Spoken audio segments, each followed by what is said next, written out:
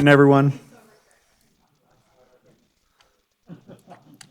I'm going to call this session of the school board to order. We'll start with the flag salute with Trustee Creaney. Will you lead us in the pledge? Please join me. Pledge allegiance to the flag of the United States of America and to the republic for which it stands, one nation, under God, indivisible, with liberty and justice for all.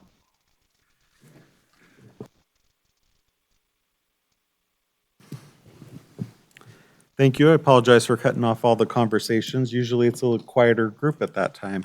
That's right. It's good to get started timely. Second item on the agenda is adoption of the agenda as submitted. Just trustees for note, we're going to take item number 8 off of the agenda because it was cited improperly. And so we will cite it properly on a future agenda and discuss it at that point. So if the motion could reflect that, I'd appreciate it. I'll move to approve the agenda as submitted with the exception of re-agendizing item 8 for a later meeting. Second. All right, we have a motion from Joe, second from Richard. Any discussion from the trustees? Any public comment regarding the agenda?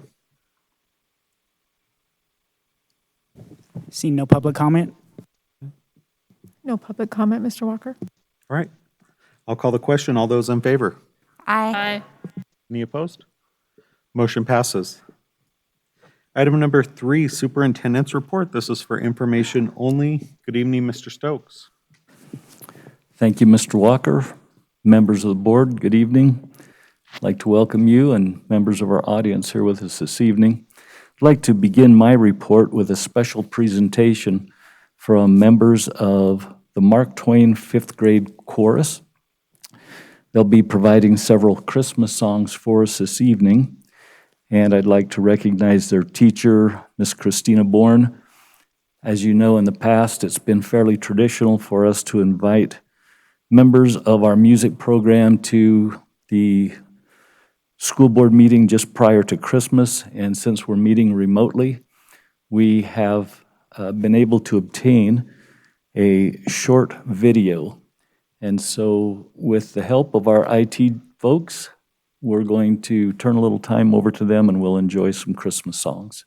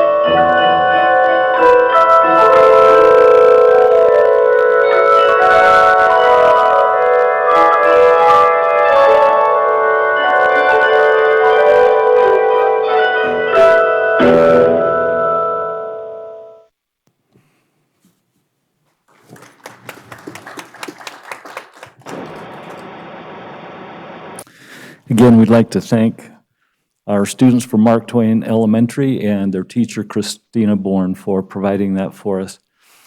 Members of the board, Mr. President, as you know, at the end of each calendar year, we recognize our outgoing president of the board.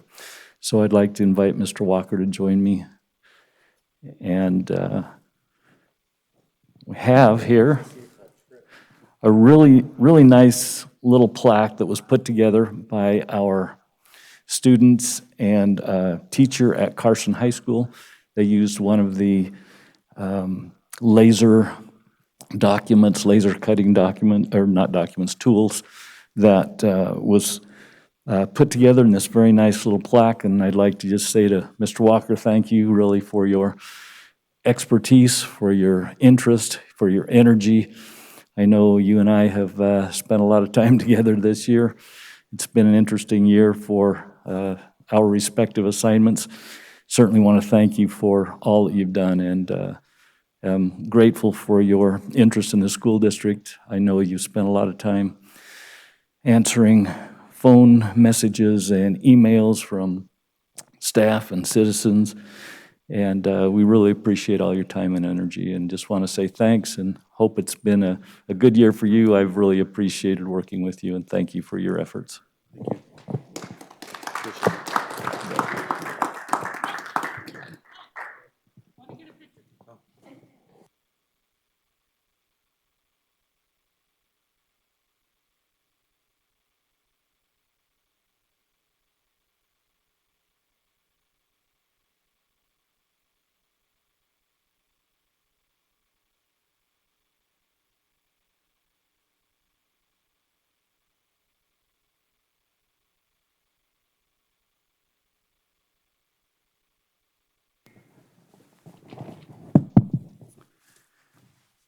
Mr. President, members of the board, I do have a few other items that I'd like to share with you. First off, I'd like to make a few comments just with regarding our condition in the school district as it applies to COVID-19. I know that this condition has brought on a number of challenges for the school district, for our families, for our community, really for our state and nation. And as things have ramped up over time, it really has caused our daily operations to change. I know it's caused the daily operations of our healthcare providers to change. It's also caused some challenges and difficulties for our local health offices, our local health department. And so while we struggle with some of those everyday operational considerations, the fact of the matter is that the number of cases are getting more numerous. The impacts to our school are increasing. We hope as an organization that we don't get to the point where we have so many staff members who are unable to come to work that we're no longer able to actually have school. We do know that we're starting to see some of the outcomes of our Thanksgiving holiday. We've had a number of folks who have had to stay home, both students and staff, because of positive cases, or at least having been around people who also have positive cases. And so every day is a juggling act for our staff members, especially our principals, as they try to make sure that we have staff in front of students and that our students can be well supervised and taught. That brings us really to the conditions around some of the things that we have introduced and that we have been supported by through the Department of Education. As you know, we had a testing process that has the acronym of TIES, and that has really been quite good for us because it's represented a way for any of our staff members who felt like they may have been in a situation where they could have been exposed to the COVID-19 virus, and it's provided a way for them to receive testing free, in a free sense, and then to also receive those test results very quickly. Unfortunately, that TIES program, the funding is coming to an end. So the TIES program actually was paid for by CARES funds from the federal government, which ends on the 31st of December. However, right on those heels, we also have the availability to receive the Abbott rapid testing that is also going to be supported by the Department of Ed and then, of course, our school district. And ultimately, that will also be supported by our school nurses. I want to thank Ann Sear for her efforts in helping to bring this to the district, and also Sheila Story and all of our nursing staff, our professional nursing staff. So as one program is ending, we're still going to have other benefits for our staff so that they can feel that they're safe in their jobs. And then, of course, we're all watching with interest what will happen as the COVID-19 vaccine starts to be administered around the world, and we'll see how those results can actually be extrapolated to what we might be able to expect here in Carson. So the next item that I wanted to talk to you a little bit about is the possibility of opening our schools to more students.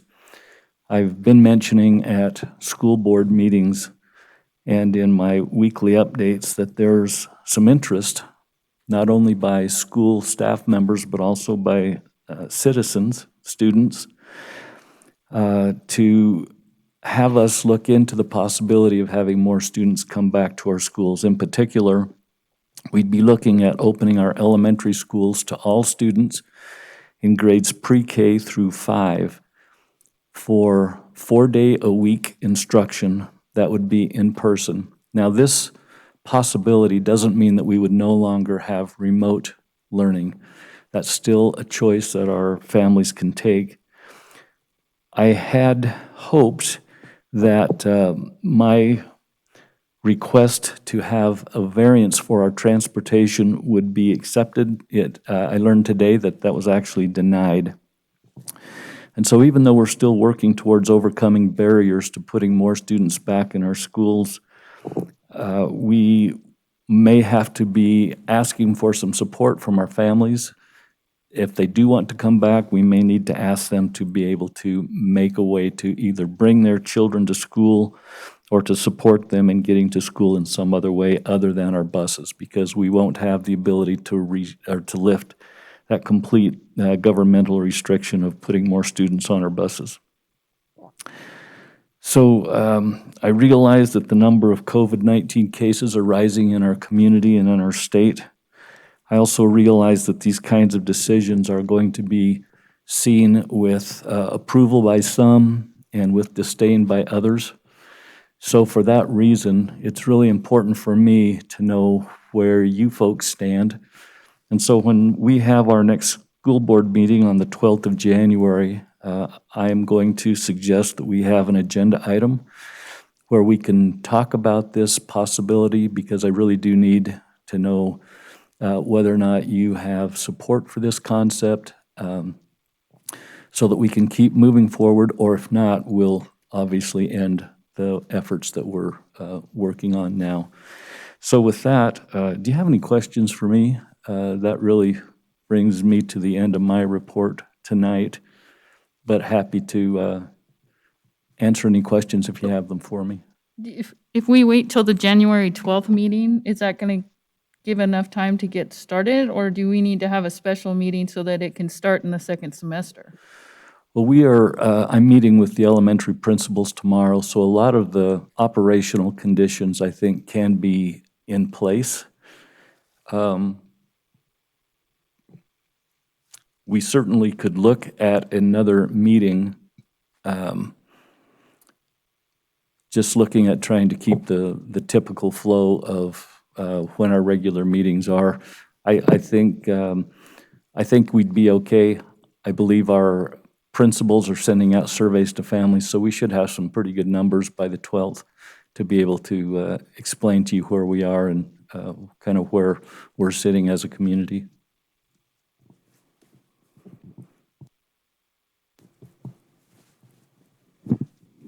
Richard, two items. First, just to expand on that, I'm guessing if we meet on, it sounds like we have to wait till the 12th to get the information maybe we need. I wouldn't mind meeting earlier if we had that ability, only because I'm thinking about the teachers and staff, and there is some preparation, even though they're prepared to go either way. It's still like, kind of the 11th hour, having to put plans together to make sure each classroom functions the way it needs to. So I see a lot of late nights for teachers, giving them only 5-6 days to prepare. Not that they won't prepare ahead of time.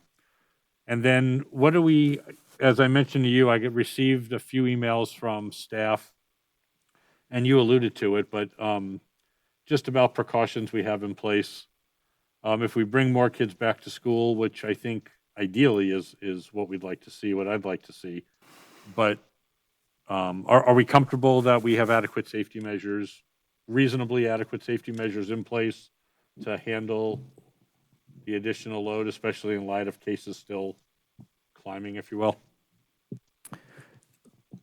Trustee Cassiopo, I believe that our schools are probably the safest place for our children.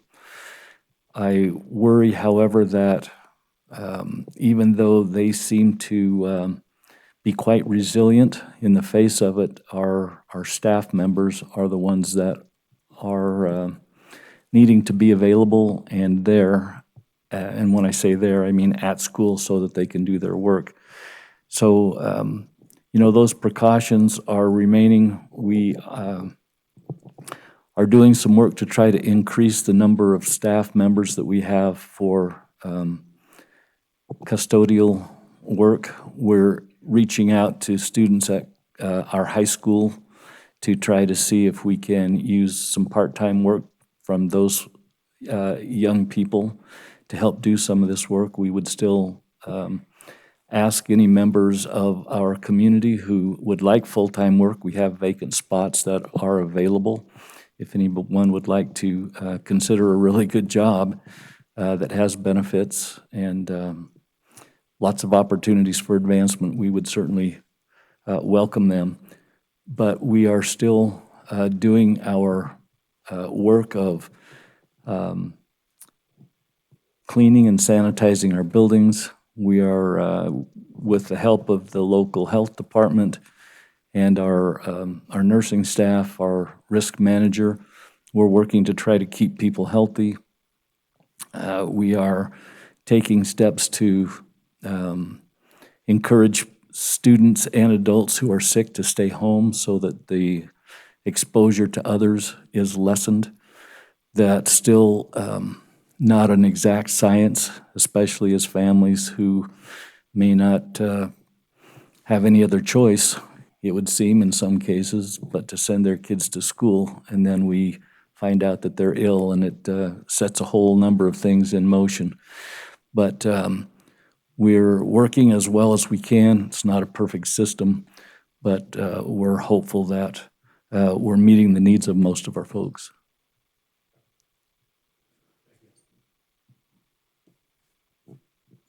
Mr. Stokes, if I could just, typically in your report at the end of the year, you also remind all trustees that year-end filing for the state is upon us. So I'm not sure exactly what the date is, but it's in early January. So Please make 15th? Okay. So make sure you go on and get that done. Mr. President, I'll send out a little reminder to the trustees once I learn that exact date. All right, the next item on the agenda is board reports. This is for informational only, and we will invite Sarah Wiggins from Carson High School to start off. Good evening, Sarah.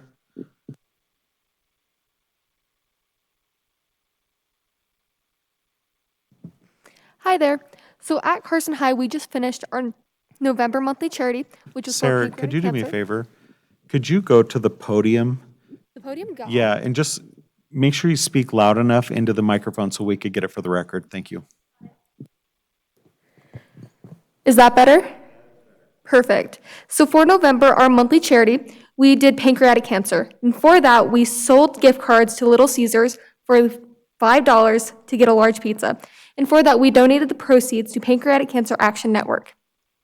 Then for our December monthly charity, we are going for drunk driving awareness. And for that, we are going to be donating those proceeds to Mothers Against Drunk Driving. And then for that, we are going to be selling sodas in Senator Square the 17th and 18th for $1. And then on both those days, we're also going to have an ugly sweater dress up day. And then that's just going to lead us into winter break. Thank you. Thank you. Merry Christmas, Sarah.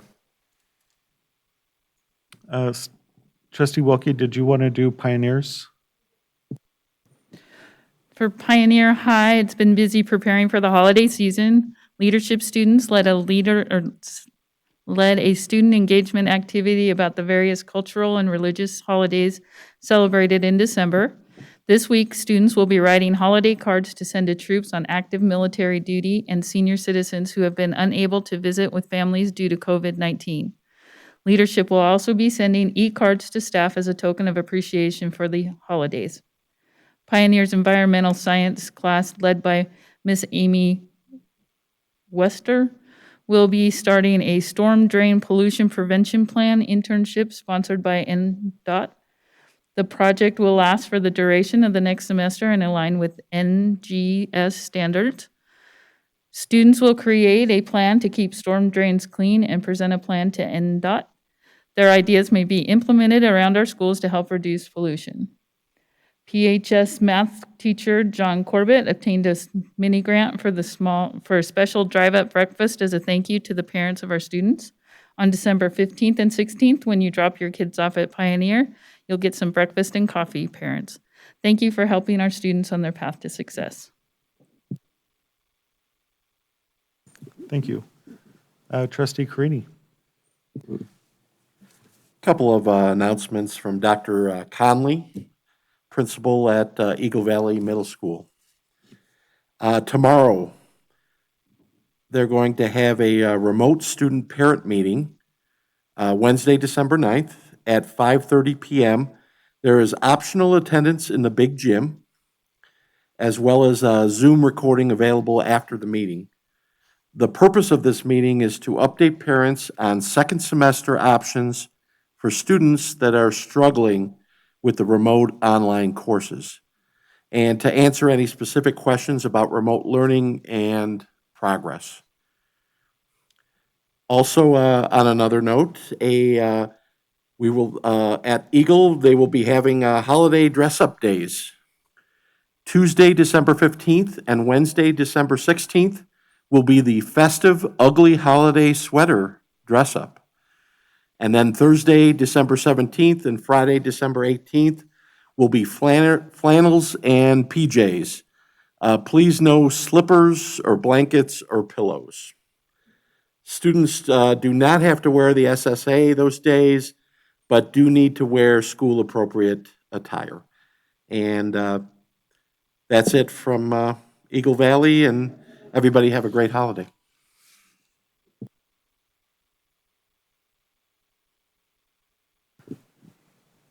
Thank you, Donald. Were you done? Okay. I'm sorry, it's so hard to see with the glare, so I just wanted to make sure I didn't cut you off. Nope, I'm finished, thanks. Thank you. Trustee Wilkie. So I have an update for NIAA. We met today and we're meeting again tomorrow. So just a little update for you guys. Our executive director is retiring as of August. been on Zoom meetings all day. I don't know how people do it. So they're going to implement an interim director. We're going to go with Donnie right now. He's the assistant for NIAA just because of everything going on with COVID, and trying to do a national search right now would be very hard on staff. As you know, Clark canceled their winter sports, and Washoe is talking about that tonight at their school board meeting. So it could be very interesting to see how we're going to do winter sports without those two counties, especially for us in the north with North 5A. We're putting off realignment for a year because we really didn't get to use the new realignment that we put together with the 5A and the 4A here in the north. So we're extending that so there won't be any realignment for another 2 years. Update on the COVID situation and protocols will be tomorrow. If we don't have any sports, NIAA will be hit with probably $100,000 deficit, which if you know this organization, that's putting it in jeopardy. We run about $100,000 in the black right now, so that we're trying to figure out how we're going to make that up. And then the other thing is we do have sports, then we are going to have problems with one, transportation, as every district knows, and then officials, because officials have to be tested for COVID, and there's some districts that pick up that cost, and there's others that don't, and there are a lot of officials that won't be able to afford that. So it'll be really interesting. And until the governor changes after this 3-week break, we'll know better. But at this point, the sports that won't be done in the winter are going to be basketball and wrestling. So because of the contact. So unless he changes his directive, that'll probably stand too. So it's, we're trying, and as everybody knows, that whole board and that staff is trying really hard to get athletics going again, but it's been pretty tough. So I just wanted to give you an update, and I'll have more next meeting. Thank you, Stacy. Laurel?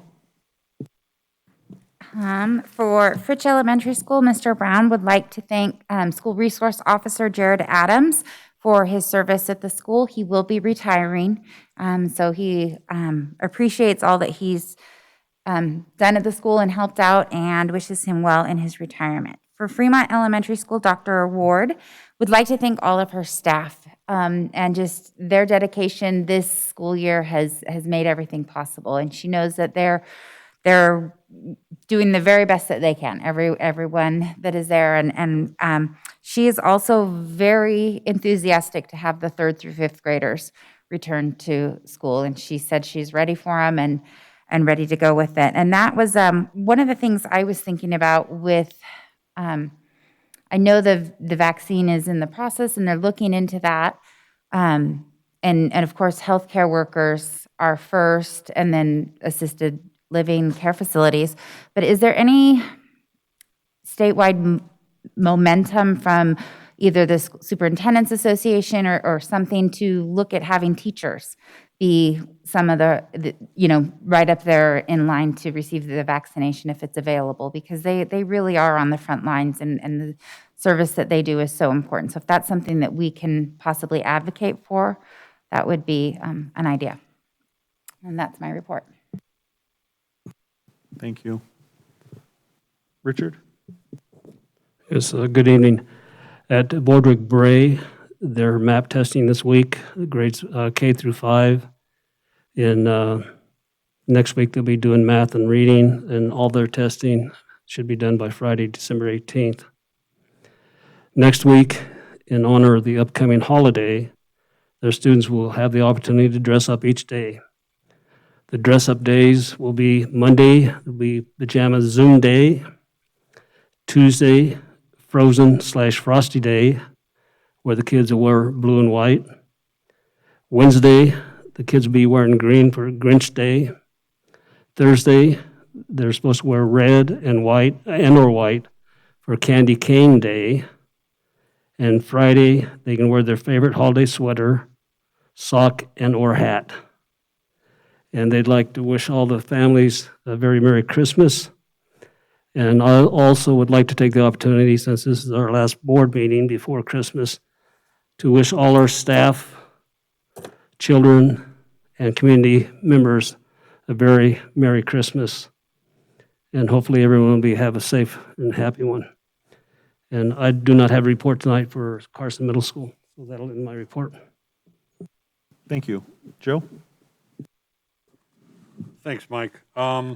No major reports for student support services at the high school, but at the high school, I just want to remind everybody who's interested in going to college to look at the scoops, the scholarships information. That's still being updated, and you can get some money for college, which would be helpful. It reminded me earlier today when I found out some of the seniors who applied to colleges for early admission or early acceptance, some are starting to get their acceptances now, and so scholarships start becoming more and more important. And I want to congratulate those students who have received their early acceptances. It's the beginning of really the next part of your life, and so it's very exciting for them. I also want to kind of, on a personal note, thank Frank and Kelly at the high school who do the HOSA and help the kids through the sports med programs and whatnot. My son went through those programs, and he just found out, it's probably been a month now, that he got accepted to PA school, which you get accepted after you graduate from college, and they put him on that path, so I want to thank them for that. We have a lot of great teachers at the schools that are really opening up opportunities for our students, and so I just want to send a blanket statement out to everybody in our district who's doing what they can to help these students move on to the next phase of their life. We really have some amazing students and some amazing staff, so my hat's off to everybody. And then also, I want to thank the parents and the students for persevering through this school year with COVID and everything. It's a challenge for them. It's a challenge for all our staff and teachers. So thanks to everybody there. And as Richard said, congratulations. Merry Christmas, happy holidays, and I hope everybody has a happy, safe New Year. I think the way this year has been, it is congratulations to make it to the end of the year, so.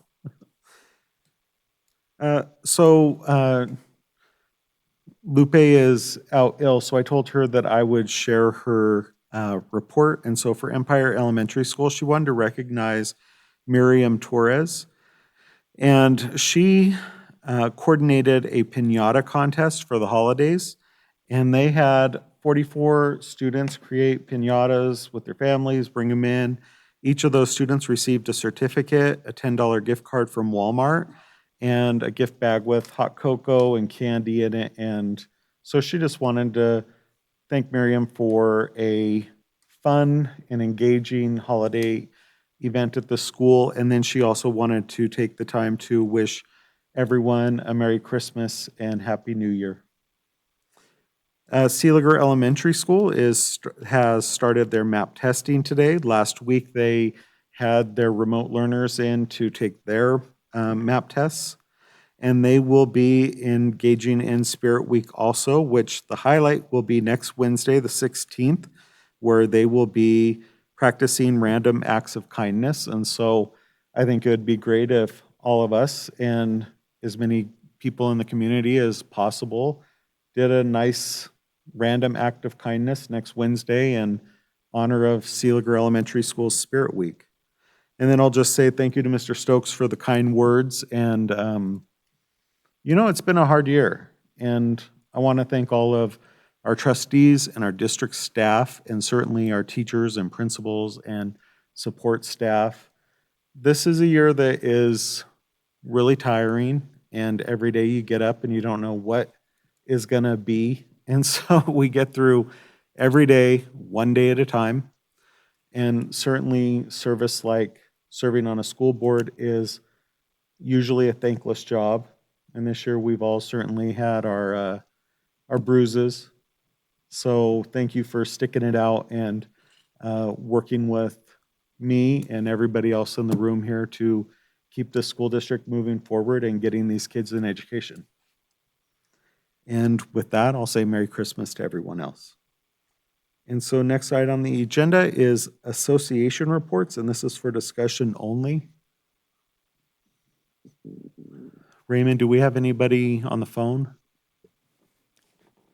See nobody online. you get any, Renee? No, no association reports, Mr. Walker. Seeing none, next item on the agenda is public comment. Comments will be accepted in person through telephonic participation or through virtual participation via email at publiccomment@carson.k12.nv.us. Comments may be made by members of the public on any matter within the authority of this board. Please note that public comment will be taken on items marked for possible action before action is taken on such items. And members of the public are encouraged to comment on such items at the time they are being considered. Although members of the board may respond to questions and discuss issues raised during public comment, no action may be taken on such a matter until the matter is placed on an agenda for action at a meeting of the board. In making public comment, speakers are asked to come to the table, sign in, speak into the microphone, and identify themselves for the record. Speakers are asked to limit their comments to no more than 3 minutes and to not simply repeat comments made by others.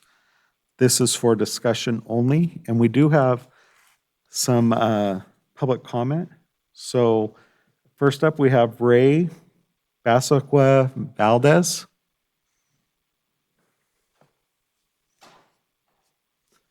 Good evening, Ray. I hope I said your last name appropriately. I apologize. I've been up here trying to figure it out, so I'm sorry. You did not.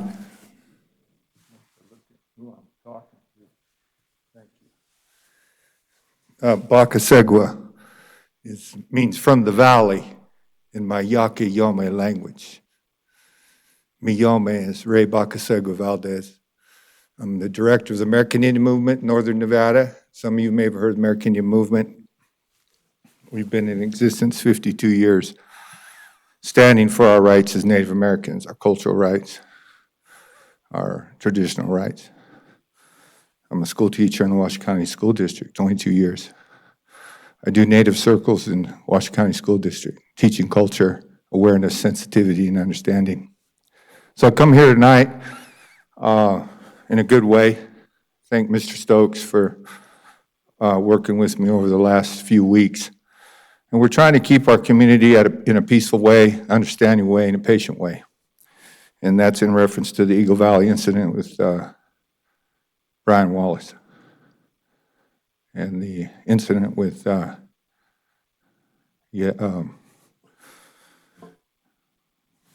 Shoshone, Jarena Shoshone, and her mother, Nova Preen. So the incident has stirred up a lot of emotions, negative emotions within our Native community here in Carson and then all the way to Reno. Actually, all the way throughout the whole country, because we're a national organization. So we're asking for kindness, compassion, understanding. We're asking for the hearing to be unbiased, that the truth be told, that the truth come forward. We're asking that you protect the community, you protect your students, minority students, Native American students. We ask that you protect your staff members, your principals. We know that it's, and as a teacher, I know that, and I was telling Mr. Stokes earlier that if 5 students hear the same story, they'll repeat it 5 different ways. I understand that as a teacher. At the same time, it's important that the incident be addressed, be taken care of. It's good to see that Mr. Wallace at this time has been put on administrative leave until it's resolved. And we as the American Indian Movement are here to help. We're offering our help. Siaya, Tauchami, hui ito wak siaya. Leonoki ito wak siaya. You know, blessings to this community, blessings to your families, your loved ones. As I've explained to Mr. Stokes, it's a sensitive situation. We have a lot of our people are angry. So we're trying to keep calm, keep everybody calm. Let's look at it. So we're asking you to look at it carefully, seriously. We're also offering, as I mentioned to Mr. Stokes, some cultural awareness be brought into your community, whether it's a workshop of some kind to where your teachers would be required to attend to hear who we are, why are we the way we are? Ray, Why is our that hair is long? 3 minutes. Thank So- you for your remarks. Thank you. I ask you to look at it seriously, and we'll be watching. Thank you. Chokyo Tesia Tsiaya.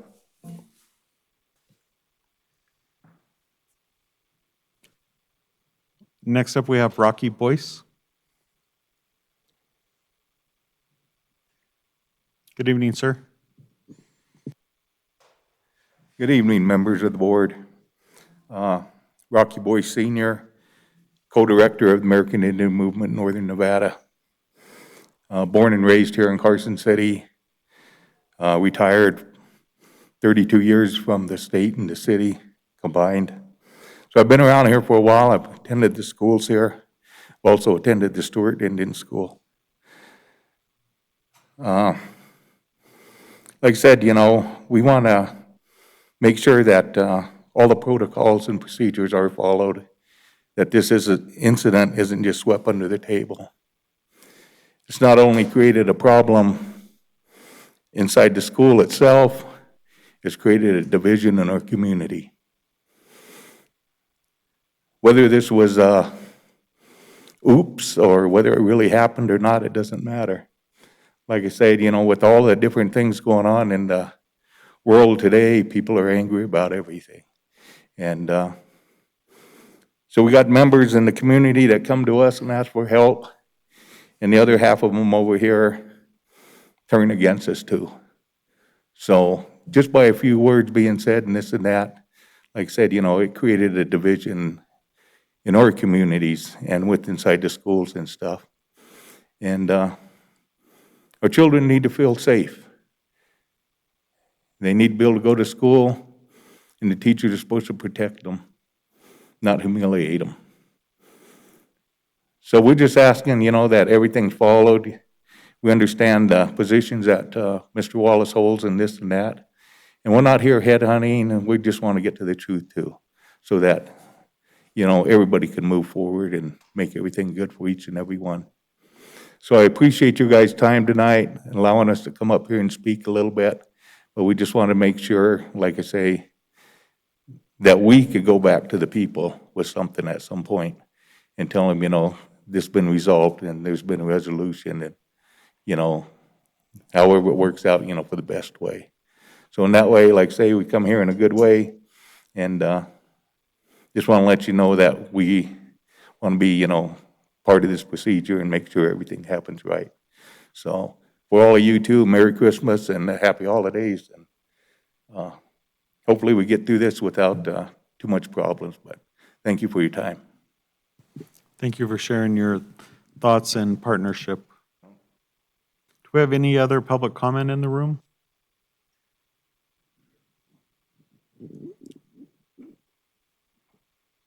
Good evening, sir. If you could just identify yourself for the record. Yeah, for the record, my name is Miles Humphreys Jr. I'm a Carson City resident and also have a child that's in the Carson City School District. And I have a couple questions for this board.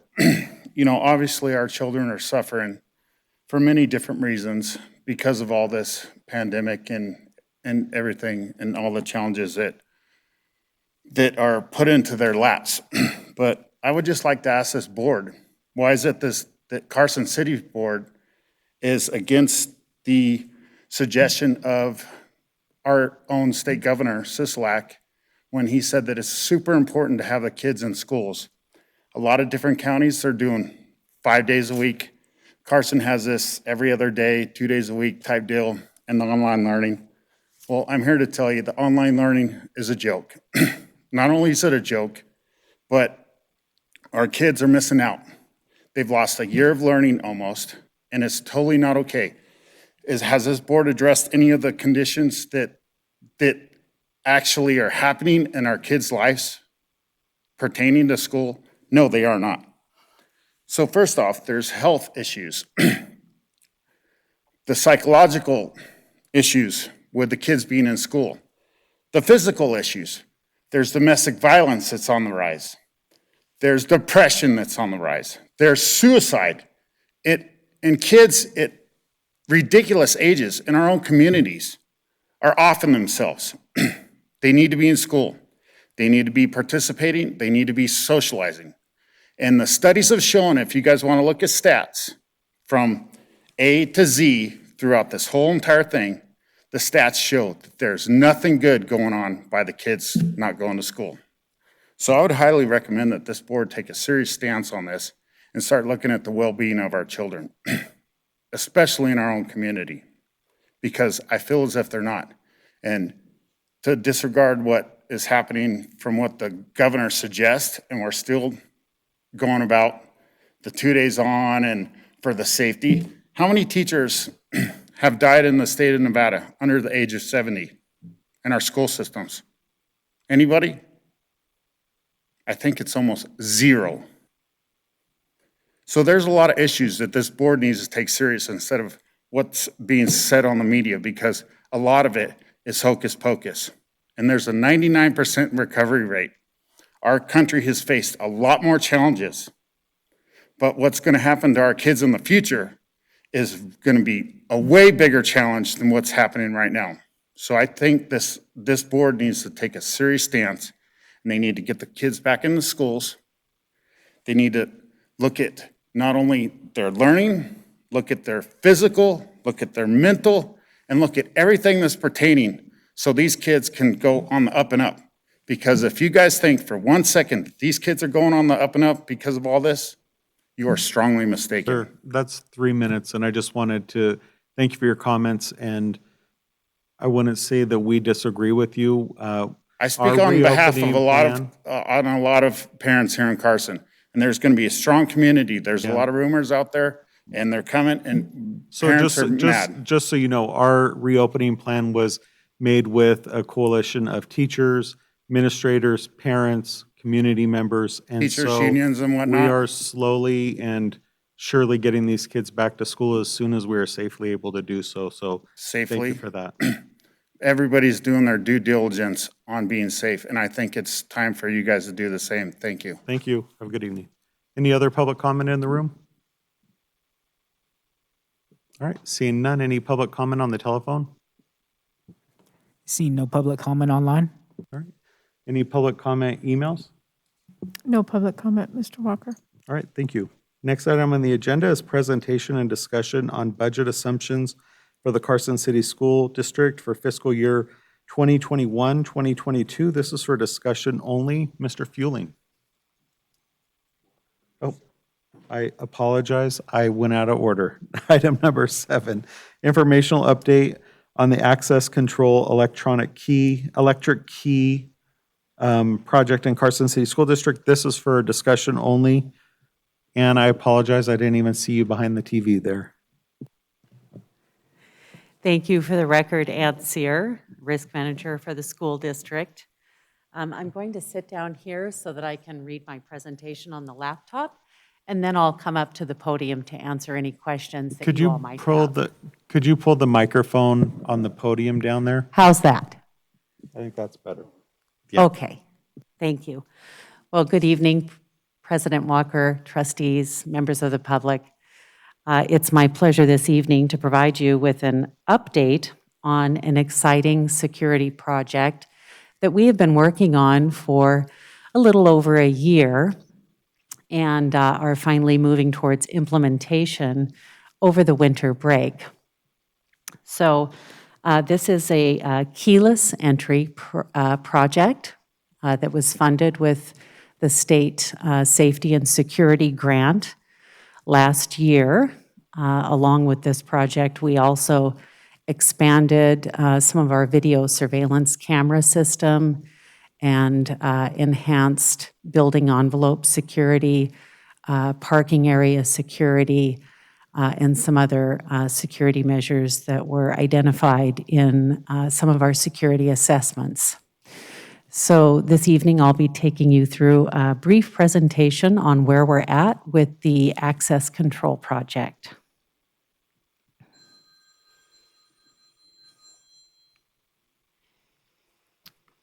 So as I mentioned, in May of 2019, I completed a DHS K through 12 School Protective Measures Assessment. The summary of that assessment indicated the highest need areas for our district to be in our video surveillance systems, fencing and gates, entry controls, parking and barriers, and building envelope. This assessment was consistent with the hazard and vulnerability assessments conducted in previous years by a consultant contracted by our insurance pool or pool pact. We then began looking for funding for these various security projects. And at that time, the Department of Education had made available statewide funding for various security measures when supported by assessments. So we applied for the school safety funding through the Department of Education in August of 2019. And that grant included 2 rounds of funding, and the budgets included 2 years of funding. Under the first round of funding, we applied for $393,432 for year 2020 and $124,000 for year 2021. And we were awarded the full $517,432. In the second round of funding, we applied for $119,278 for year 2020 and $562,895 for year 2021. Unfortunately, we were not awarded any of the funds in round 2 because at that time, April, the Department of Education began to see a serious shortfall in revenue for the state due to the pandemic. And at that point, we were called upon to return any of the funds that had not already been spent in round 1. So the total funding that was awarded to this project ended up being $346,034.29. So the unfortunate part of this is that we had a project plan that included implementation of keyless access control or card key access control for all of our locations. And we were unfortunately in a position where we had to trim that back. So with the $346,000, we were able to have the system installed at 6 locations. Those locations including Seeliger Elementary, Fremont Elementary, Bordewick Bray Elementary, Carson High School, Mark Twain Elementary, and the district office. So just briefly, for those of you who are not familiar with what an access control system is or how exactly that works, most of us are familiar with card key entry systems. But if you haven't worked in an environment where that's been provided to you, an access control system allows or restricts access to a building, a room, or another designated area. It's an electronically powered form of physical security that manages who has access to a location at a particular time. And the system includes electronic locks, access panels, and an access control server. So this whole system is networked, much like our video surveillance system, and it is managed from a central server. We can establish permissions that are assigned to certain groups so that certain groups of people have access to certain buildings or all buildings during certain days and hours or during all days and hours. And those permissions can be restricted on a temporary basis or assigned in a manner that allows us to issue an employee's ID badge, and it's like giving them their key along with their badge. So this is just a pictorial diagram to show you how that system works. There are sensors that are installed on the doors, a card reader, of course the electronic door lock. The door itself has to be wired So there's a lot of electrical work that goes into this project, and in some cases, our door systems themselves had to be replaced because the door itself was too old to accept an electronic card key reader. So when you look at the amount of money that's being spent on this project, we have to keep in mind that in some cases, entire door systems had to be replaced. It wasn't just the installation of the card reader and the software and the server work. Some of the benefits of access control that I'll be discussing with you this evening are listed here, and I'm just going to briefly go through each of these to give you an idea of what those benefits are. First, I would say increased ease of access for our employees. An access control system allows the district to set and forget who has access to each area of our buildings. So as I mentioned earlier, when we give somebody their employee ID badge, that badge is now their set of keys. And if they lose their keys or they leave the district for whatever reason, all the Human Resources Department has to do is go into a software program and cancel that card key. If the employee moves from one school to another, we don't have to collect the keys back from one building and issue keys for a new building. We just go into the software system and reassign their rights from one building to another. So that makes it really easy to provide that access to those employees in a timely way. With the scan of the key card, the employee can get to wherever they need with relative ease. Setting up a card key for a new employee or a temporary employee is as easy as assigning them the same credentials given to another group of employees. That's the permissions that I spoke of, and programming the card. Another benefit is simply to get rid of the traditional keys. Restricting access to particular areas requires that individual keys be issued. The larger the building, the more locks you need, and for an individual like a custodian or a district-wide facilities maintenance person, this means a big bulky set of keys and trying to keep track of which key opens which door and which areas and all of that sort of thing. So by going with an electronic access control system, this saves time for those accessing restricted areas and also cuts down on the costs associated with a locksmith.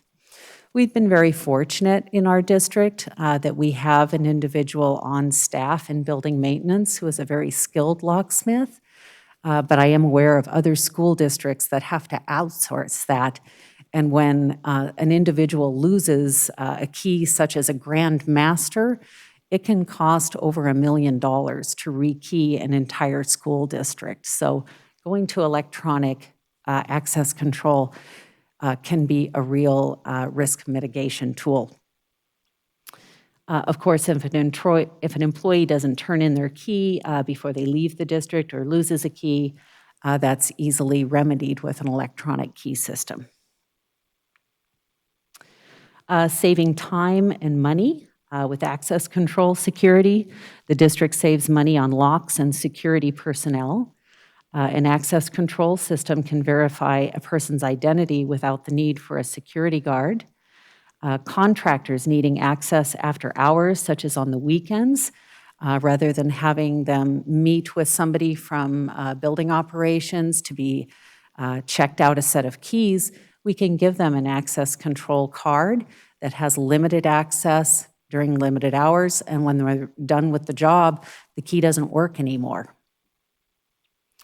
Access control systems can also be integrated with other security systems, such as burglar alarms and video surveillance. And this is something that we will be looking to do over the next few years because the system that we have gone with is an open architecture system and it can accept different brands. So it can talk with other systems. It's not a proprietary system. So as we look to the future in managing our burglar alarm systems, there will come a time when instead of picking up the phone and asking a company in Reno to reprogram schedules for holidays or the summer, something like this, we'll be able to go into the software system and change the burglar alarm schedules on the fly by ourselves. Of course, keeping track of who's coming and going from the buildings is an obvious benefit of an access control system. It provides data on who enters and exits the buildings or a room and when. It provides an audit trail. If a theft or an accident occurs, the audit trail provides information on who accessed the area and who was there. We can then turn to video surveillance to gather more information. It protects against unwanted visitors. School campuses are vulnerable to undetected visitors. Since the doors need credentials before they unlock, only those who have been given access credentials can access the buildings. Restricting the hours of access. Card keys can be programmed to restrict access over holiday periods when the buildings are closed. For floor stripping or deep cleaning, this is always a challenge for us over those holiday periods when our building operations folks are using pretty strong chemicals to get some deep cleaning done, floor stripping done, and it's a challenge to keep folks out of the buildings when we have those kinds of sensitive operations going on.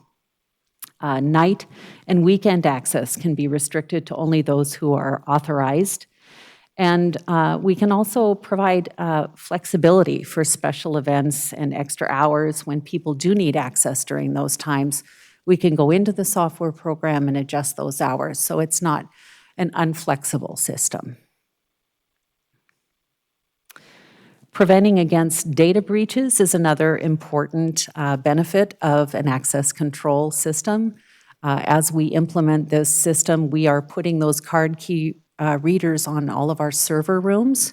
So securing our IT and server rooms so that only trusted individuals can access those. Reducing theft and accidents. These systems can protect the district's assets, expensive equipment, or even office supplies by controlling access, by restricting access to supply closets, computer banks. So again, only trusted individuals can access those areas. Employees know that their arrivals and departures are tracked, which deters theft. For some businesses, I'm not so sure if it's important for a school district. We do have chemical storage areas, but if we were to restrict access to those areas, that can assist us in preventing those types of accidents. And lastly, complying with industry regulations and security standards. There are many regulations that we have to comply with in terms of data security, employee records security, and restricting access to those areas where those records are stored is a benefit of access control, whether that's a digital record or a paper file in a file room. So those are the benefits of the access control system. And where we're headed now is to implement this system over the winter break at the 6 locations that I named. I will be coming to you again in the future with some changes to our regulations because we have regs on badges and key controls that will have to be modified for this program. We'll begin planning for implementation at the remaining sites, and that's going to be a challenge because it is a big budget item. So I've got my eye on other grant programs that we can approach and different ways that we can work to implement this at the remaining sites. And then, of course, planning for future integration of security systems using the Genetec Security Suite. That is the software vendor that we have used for both our video surveillance system and now the access control system.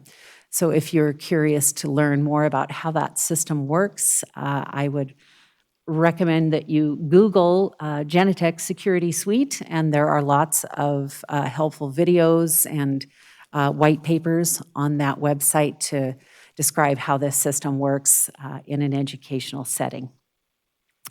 And with that, I'm happy to answer any questions you might have for me.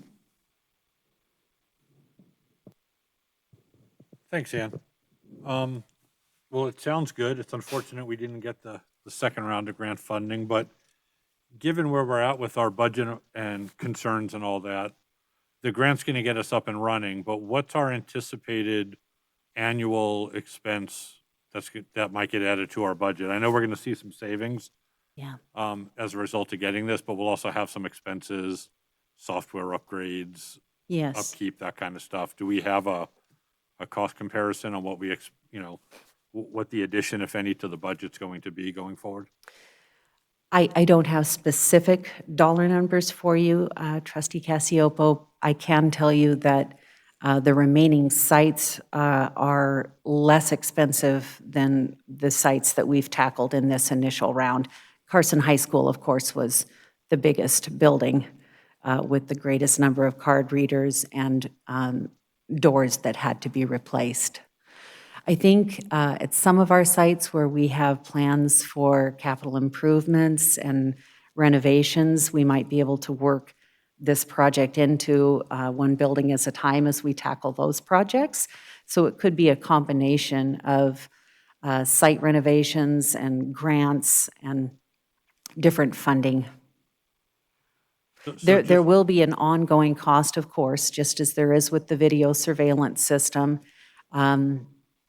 And the software license that supports the program. I would be happy to come back and provide you with those specific numbers in terms of projections and what we might be saving in terms of staffing for security and building operations. Yeah, that'd be helpful. I would appreciate that. Thank you, Ann. My pleasure.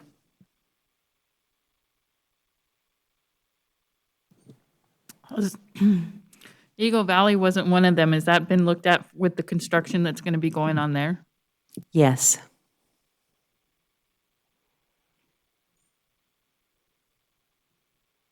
Thank you. We look forward to seeing this project in action. Thank you.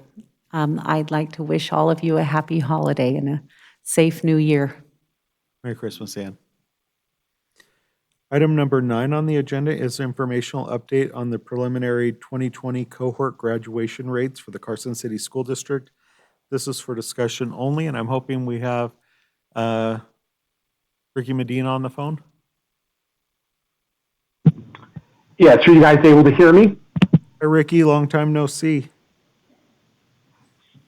Yeah, I hope everybody's doing well and staying healthy.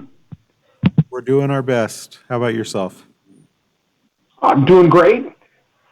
Yeah, so members of the board, Ricky Medina, for the record, thank you for letting me present tonight. Tonight I'm going to share the graduation data for last year's graduating class, which was the class of 2020. This data, we're about 45 to 60 days ahead of where we were last year with this data, or where we've traditionally have been. The Nevada Department of Ed asked us to push up the release date. So this data that I'm sharing tonight, this is going to be released at the December 10th Nevada Department of Ed meeting. So that's the reason why when we get to later slides, we don't have data yet for the other districts or for how the state did. That data will be released in 2 days. Oh, could you go to the next slide? So for those of you that aren't familiar with the way the graduation rate works, and this graduation rate has been in place now for several years, the number that we divide by in the graduation rate is the total population that's considered the class of 2020. And so the way that this works is that any kid that enters a school anywhere in the country as a freshman, they get assigned a 4-year graduation date that's 4 years from the day that they enter. So any kid that entered during the 2016-17 school year, if they stepped foot as a freshman in a high school anywhere in the country, they became part of that 2020 cohort. And you never get removed from that cohort. So like if you were to move out of the country for 3 years, not do any education, and then come back, you would still be part of the class of 2020 because it's based on the first day that you entered as a freshman. In that population, so they look at it the freshman year, other kids that transfer into our district as sophomores or juniors or seniors, if they're part of that class of 2020 cohort, they become part of our cohort. The only way that they leave our cohort is if they transfer out of our school district to go to another high school that's going to result in a high school diploma. Like that has to be the primary goal of the school that they're going to. Or if they were to leave the country, or unfortunately if they pass away. So that's kind of the total population. The top part of the equation is the number of students that earn a regular high school diploma. So in Nevada, regular means a standard diploma, an advanced diploma, a college and career ready diploma, or an adult diploma. The only one that it doesn't include is a few years back, we used to give adjusted diplomas. Those don't count towards your graduation rate. Can we move to the next slide? So these are our numbers going back for the last 5 years. Unfortunately, this is the first year that our number hasn't gone up since we've been using the new adjusted cohort model. And primarily that's due to COVID.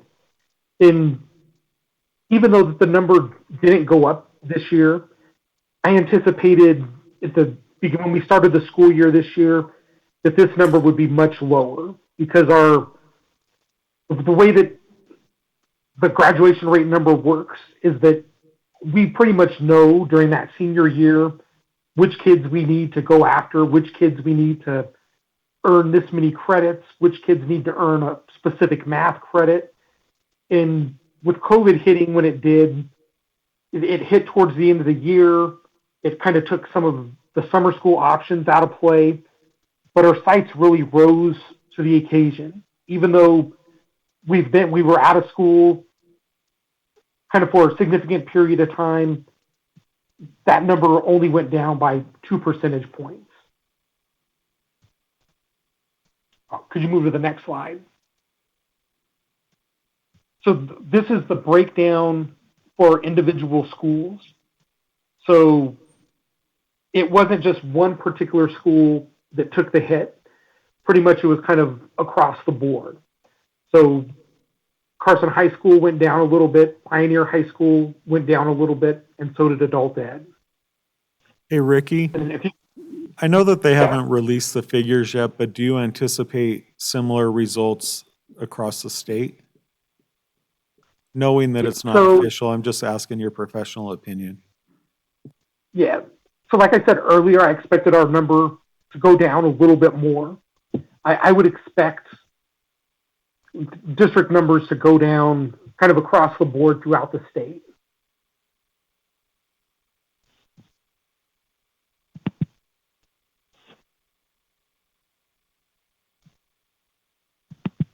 Yeah. And then could you go to the last slide? So these are the actual numbers of students. So as a district, we had 537 students that were a part of that cohort at the end of the year. 102 of those students didn't graduate.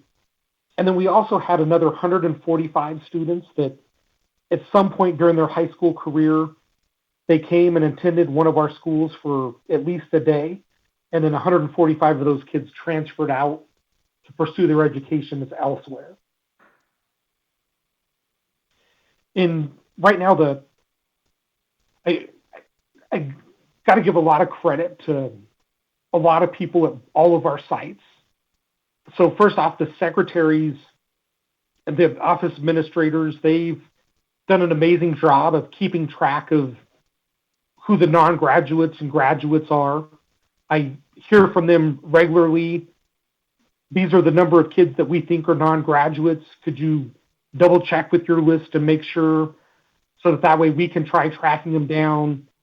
They're calling kids, they're sending out the truancy officer, kind of doing whatever they can to kind of get students back into the classroom, as well as the administrators. They are doing the same thing along with the counselors. So, and I think that that's the reason why the numbers didn't go down as much as I anticipated. And for this year, I think it's going to be, we'll have a better idea of what it's going to look like for this year when we get towards the end of the semester. In typical years, right now we would know all the kids that we need to kind of force back in school or coerce to get back into school to earn credits. This year it's a little bit different because there's those students, but there's also students that are kind of struggling a little bit with the online and remote learning. And so I think we'll have a better idea of what credits students are earning or not earning once we get to the end of the semester. So then we'll know what additional kids we need to go after.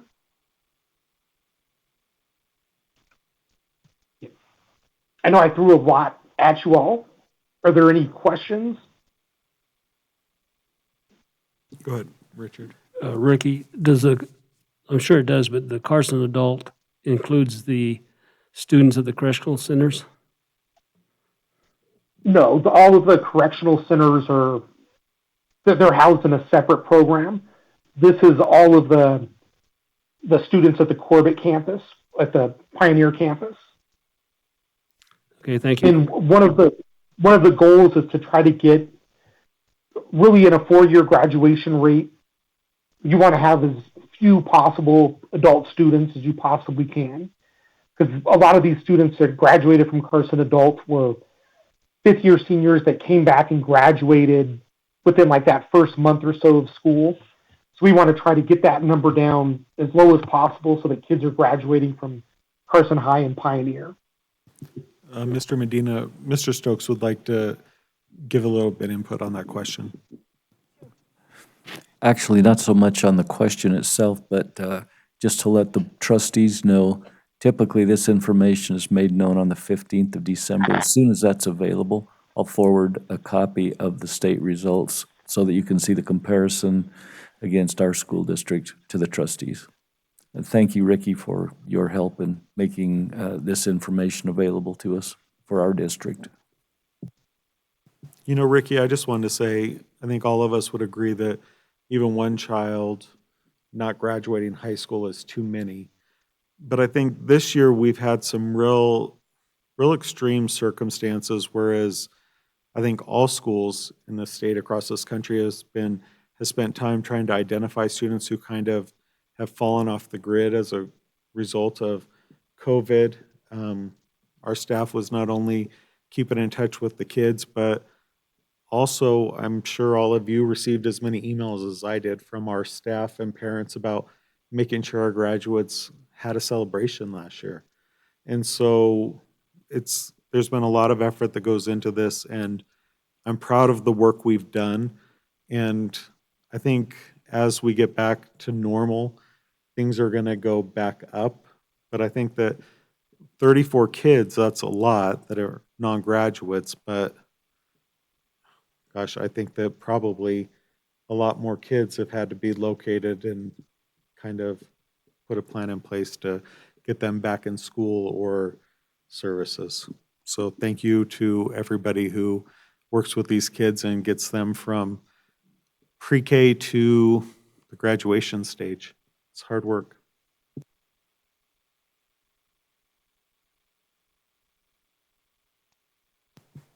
Thank you, Ricky. Seeing no other questions, we appreciate you. Thank you. Item number 10 on the agenda is discussion and possible action on a resolution to approve an augmented and amended budget for fiscal year 2020-2021 to include revisions for certified enrollment, audited fund balance, carry forward amounts, and recommended augmentations to specific funds. This is for possible action. This time for real, Mr. Fueling. Good evening. You caught me off guard a little earlier, President Walker. Thank you. Just want to make sure. Yeah, perfect. Okay. Thank you, trustees, for having me back. This evening, I have two agenda items. The first, the amended budget for fiscal year 2021, which is the current year that we are in. And then we will look at fiscal 22, which is next year. And that one's going to get a little heavy as us putting that together. That kind of took off on me, but I think it's a lot of good information for you to be aware of as we look ahead. So talking about fiscal 21, so each year, every school district is required to do an amended budget before the end of December. And this is supposed to be a time to update with audited financials that we just brought to you last meeting. Also to update enrollment numbers and any other significant changes that could impact the year. So some highlights, and clearly not all necessarily highlights, but impactful nonetheless. Changes in average daily enrollment, which is the primary driver of funding for the school district. Updated revenues otherwise. Revisions to staffing costs to include column movements, new staff, and health benefit changes. Different but reduced general fund transfers, which is a bit of an eye-opener, truly. And then looking at now a projected deficit of about $1.9 million. If you remember, going into this year, we had gotten to a point of having you approve a balanced budget. So the impact of COVID clearly has hit this year. So in the original budget, that was approved in May. We had an average daily enrollment projected for the year at 7740, which is basically flat from the prior year. When going to this year and are actually getting into the year and getting into what our student enrollment really looks like, this has now dropped by about 330 students. So we're now at 7407.7 projected for the year. I made note in the executive summary that as of right now, if you look at our enrollment, it's about 7440. But generally in the second semester, we start to see some kids leaving the district early. And this happens every year where we'll expect some fall off there. So by the end of the year, the number will likely be under 7,400, but on average at the projection is 7,407. Another impactful change in May, the most updated information we had from the Nevada Department of Education is that our per pupil amount would be $7,308. That was revised in June to $7,305. So not an enormous change, but every dollar counts, especially in these circumstances. So taking that average daily enrollment number and multiplying by the per pupil amount, you get this basic support, which you can see is significantly different from what was approved in May. There's still an expected loss of some what's called the outside revenues to charter schools in the state. And in the end, when you look at total general fund revenues, you have a decrease of about $2.5 million, and that is almost entirely attributable to the loss in enrollment for this year.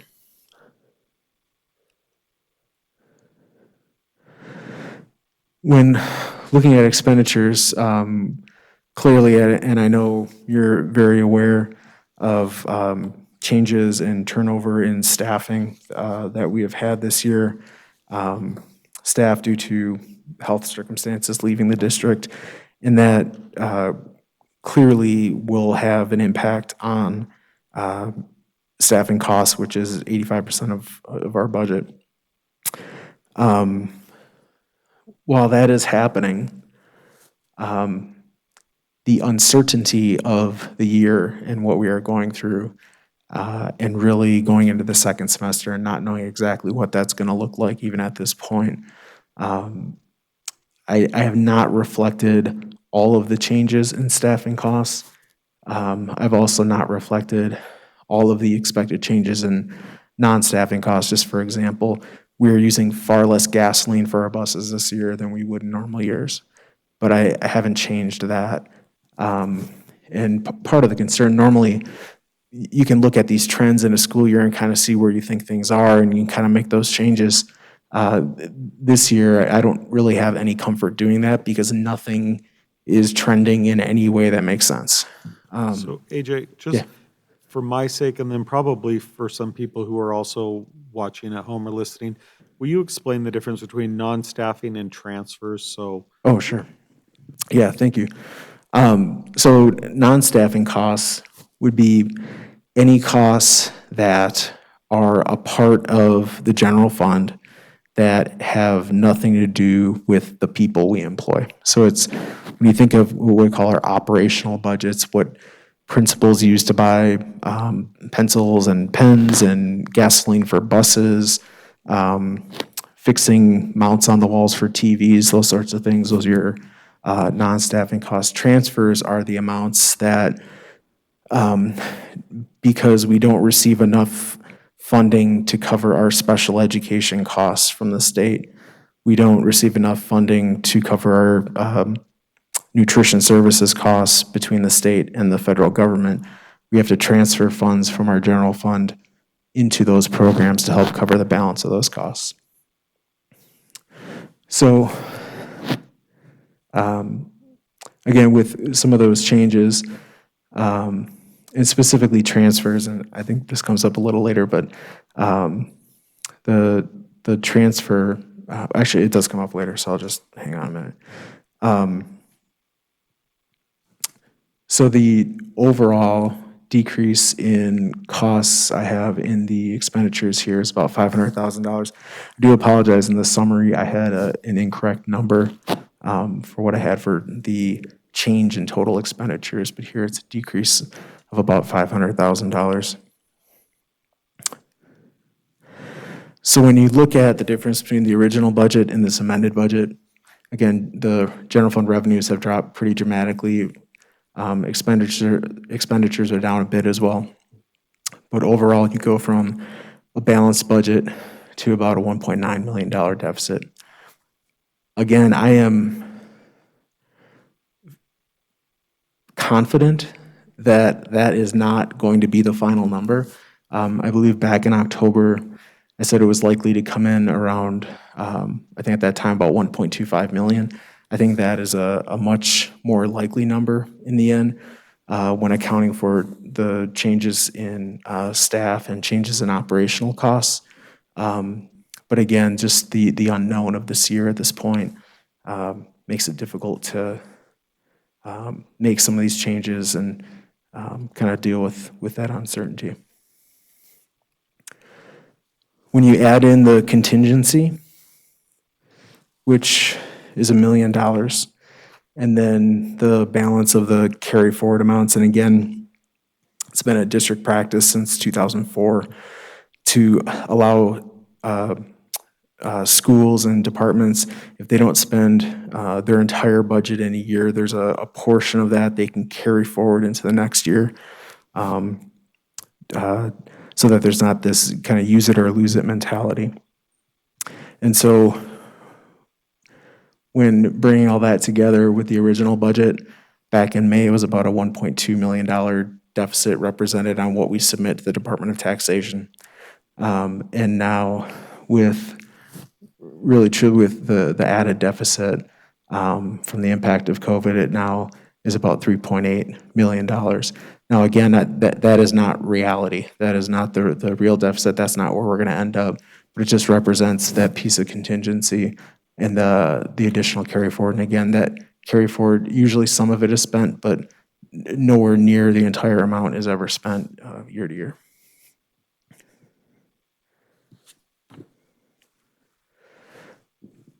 Other funds, the Fund 205, the New Nevada Plaid Fund, was also known as SB 178. That was completely wiped out during the special legislative session. So that was a loss of about $1.3 million for the district. So that fund in a budget document you have is now shows no revenue and no expenditures.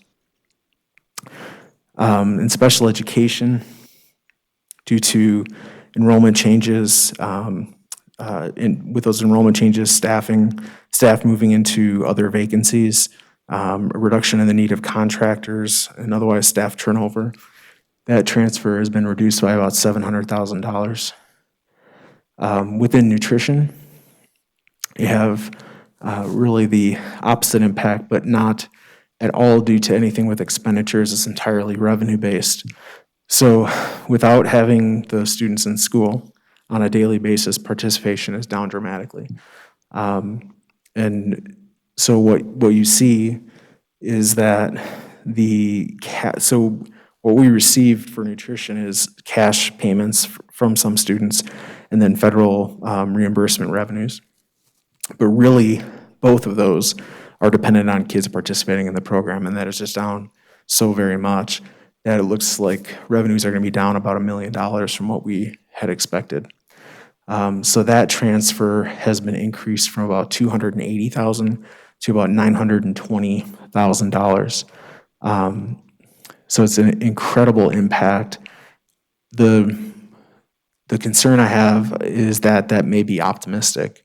The participation rate, depending on what happens in the second semester with students in school, and participation rates, our director is working with all of her ladies trying to get as much out to families to know that they can come and pick up meals if they're not in school and get meals home with kids who do come to school for those opposite days. But the participation is just not what we are used to seeing. Within the Capital Projects Fund, there are some changes because of some increased costs of projects, in particular Eagle Valley, as we look to expand that school. So that is all represented. And in the Debt Service Fund, the transfer there from the general fund to the debt service fund has been reduced by $283,000.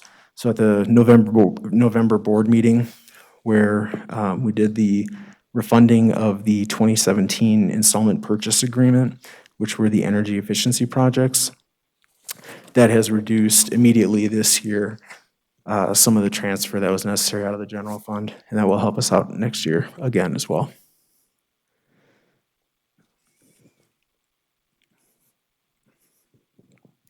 So last slide, fund balances. So the opening fund balance last year, last fiscal year was $14.1 million. And at the end of last year, that ending fund balance becomes the opening fund balance for the current year we're in right now. And so that's at about $13.5 million.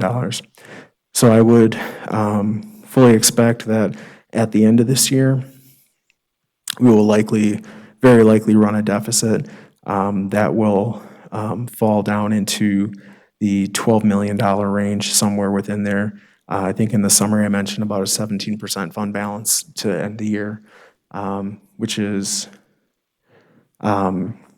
still good. It's the minimum that's recommended by the GFOA, but clearly another reduction that we're not planning on, but COVID appears to have had other plans for us. So with that, I'll take any questions. I don't think any of us want to ask questions. We want to bury our heads in the sand. Go ahead, Laurel. AJ, I have a question with nutrition. The federal government gave a waiver, or we obtained a waiver so that all students can receive all meals without charge, free of charge, until I know it was the end of December. Has that been extended into the next semester until the end of the school year? Right, thank you, Trustee Cross. My understanding is that that is now extended through the entire school year. So that would actually not only be in place through the end of the school year, but actually if it's similar to the prior year, it would go through June 30th. So if we Summer school. needed to, yeah, through summer school, or even, I don't even know if necessarily you have to have school in session, it's just your offering. The summer program is just kind of a different animal in that regard. And that has certainly helped us. I mean, without the need to worry about any type of cash in a transaction, and the federal reimbursements that we receive are actually better than what we would normally receive during a year. It's just that the number of kids participating has dropped so much, it's not enough to offset. So I'm just wondering what could help that. And I know there's a lot of food instability in our community. And so can we let families know that even if your kids, I know it's out there because I've seen it, but how can we let them know more? If your kids are not in school, you can still pick up their meals, and it is helpful to us if you do so as well as it is to your family. Because is it based on the number of meals that are, I guess since it's reimbursement, if more meals are picked up, Right. served, that would help that, right? That is correct, yeah. And I know through various media outlets, our PIO, Dan Davis, has helped the nutrition department get information out there using, and actually I think Mrs. Cortez has as well, utilizing Parent Square. So blasting information out. I think it's, some of it is for students that are in school, if they're participating in the hybrid model, they're in school and they can take meals home the next day. And that's, while it's great that we can offer that, it's not always the most convenient option for kids, especially for younger kids, to carry all that food, whatever it is, home. On some of the longer days, or when there's been days off and there's multiple days in a row where kids may need meals, Trader Joe's here in town actually donated a whole bunch of bags to us because it became so cumbersome, the amount of food, and to have something that was easy for them to carry home. So it was a great option. For remote students on Mondays, they're able to pick up boxes. We're going to be offering boxes to families for that on the Monday of the first week we have off of winter break, that they can come and pick up meals for the entire week. We can't extend it beyond that, but there's options out there. And when that box is picked up, that's 5 breakfasts and 5 lunches, all 10 meals right there that we can get reimbursement on. So the more that's taken advantage of, the better, and it helps those families out that have food insecurity. But clearly, again, at this point, it just can't generate enough to help the cause. So AJ, as you guys are planning those pickup type things, I just want to remind us to be really careful with those routes and use our SROs and our social workers. We don't want another repeat of what happened last spring with that little girl walking to get meals. So, I think that's one of the dangers of if a parent is working and their child has to learn from home and they can't afford daycare, a lot of these kids are at home by themselves. And if they're having to walk to the school to get a meal, there's not supervision there. So, I think that just kind of underscores some of the stuff that some of these families are facing and why it's so important to get these kids back in school.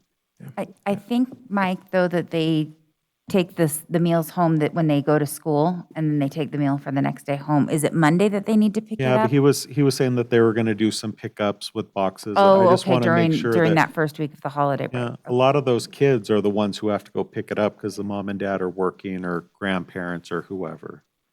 But I think it's also, I think there's some parents who maybe are thinking that they're doing okay and they don't need it, and let them know it actually helps the school district if, and it's they're not taking away anything from other families that might need it more, maybe people that wouldn't usually use it. Yeah, I think that's a good point. Do we have any other questions for Mr. Feeling? Stacy, go ahead. How much impact did the CARES Act funding have on this budget? A significant amount. I mean, we are incredibly fortunate that at the federal level this happened, that at the state level there was, an effort to try to help us with additional funds. At the here local effort, our friends at the city really worked to get us additional funds. Altogether, it's about $3.7 million in CARES funds. And that actually, some of the complication I have with this is there are still, those are still kind of fluid items as far as what we can and cannot. We are kind of racing here at the end, trying to find what else we can and cannot cover, and that will impact some of these costs. So it is certainly had an incredibly positive impact on the general fund. I can't, and even the nutrition fund actually, because many of the things that were unique to this situation, like getting these large boxes for families to come pick up food and getting individual bags and sealers so that every item could be packaged individually, and through incredible effort of our ladies doing all that work. So there's been a lot of things like that the CARES money has been able to pick up. A lot of the online learning costs, the Zoom technology. I mean, so many of these things that otherwise would have had to be picked up by the general fund. So it has been it's been a lot to manage between the grants department and myself, kind of tag team on it. But it has been incredibly helpful to us in this year. So AJ, once that funding runs out, is our budget going to take another hit then to continue to carry on those costs or cover those costs? That's a good question. So at this time, almost all of that funding runs out December 30th, so we're days away from that. A lot of effort has gone into using those funds in ways that will not kind of bring additional cost onto us once we get past that point. So a lot of, and there's not a requirement, and this is key, not a requirement that the fund, whatever you buy, has to be used up immediately by December 30th. So a lot of the PPE that we still have in stock, that we use those funds, that is there and for us to use through the rest of the year. So when that does go away at this point, there is no additional cost that we foresee at this point that would add to the deficit that we're talking about.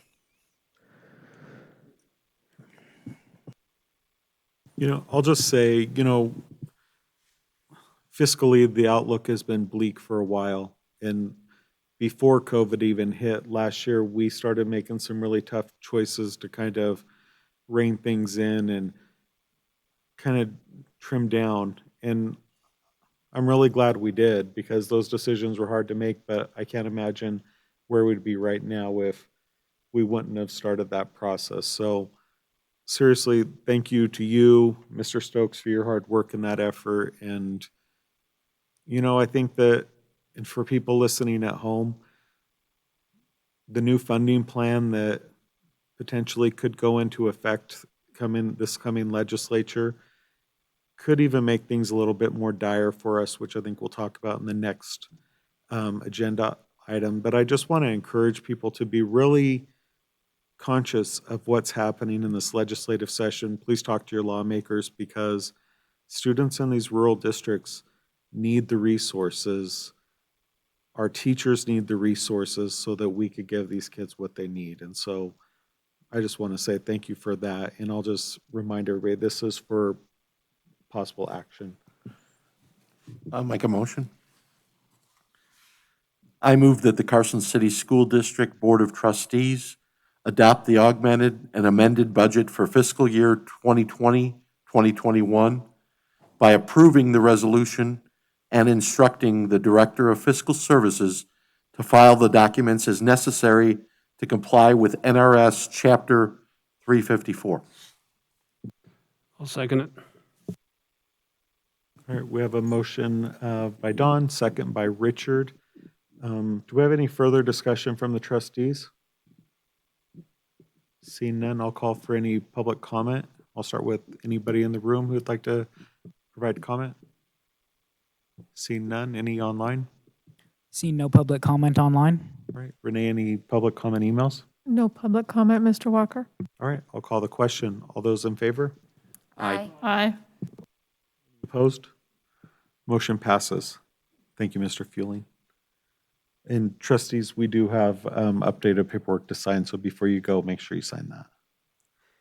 Item number 11, presentation and discussion on the budget assumptions for the Carson City School District for fiscal year 2021, 2022. This is for discussion only. Mr. Fueling. Oops. Thank you again, President Walker. So this budget assumptions for the next year is not kind of the traditional start we have to the budget assumptions. And in going through this, it has really been complicated by what may or may not be the funding formula for next year. And so this kind of beginning part, and it becomes really important, is just focus purely on how much money do we think we're going to have, and kind of that is like the starting point. How much revenues are possibly going to be? And as I was getting into that, and I apologize, this presentation may get a little heavy. There's a lot going on with kind of what has happened with Senate Bill 543 and what are the kind of ramifications for the district. So in every effort to try to get you out of here by 9 o'clock, we'll get going.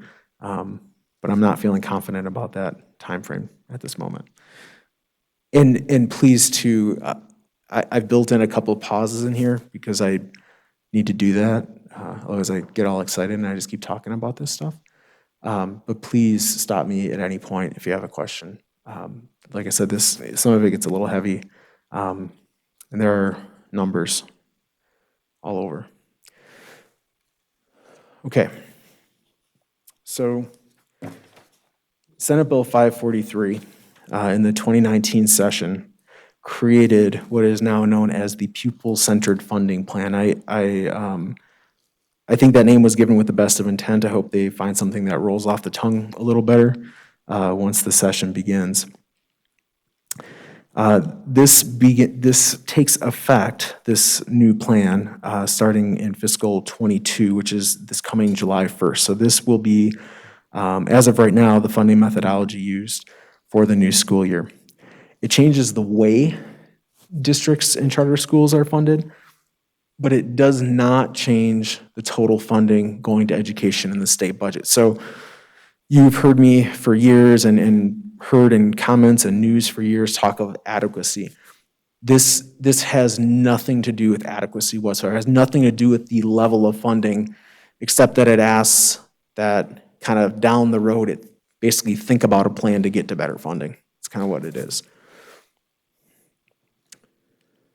So the first question may be, well, why? Why are we doing this? And what's wrong with the current setup? And the current setup is something called the Nevada Plan. It was created in 1967, implemented in 1971. It is currently the oldest K-12 funding model in the country. And some of the hits that it has taken over the last decade. First, it doesn't address the needs of special populations. So special education, English learners, at-risk students, and gifted and talented students. And because of that, the state created a lot of categorical grant programs, and this was really common across the country with the older formulas. It was kind of a patchwork of these grants, and then eventually a formula would change to try to bring some of these things in and streamline it.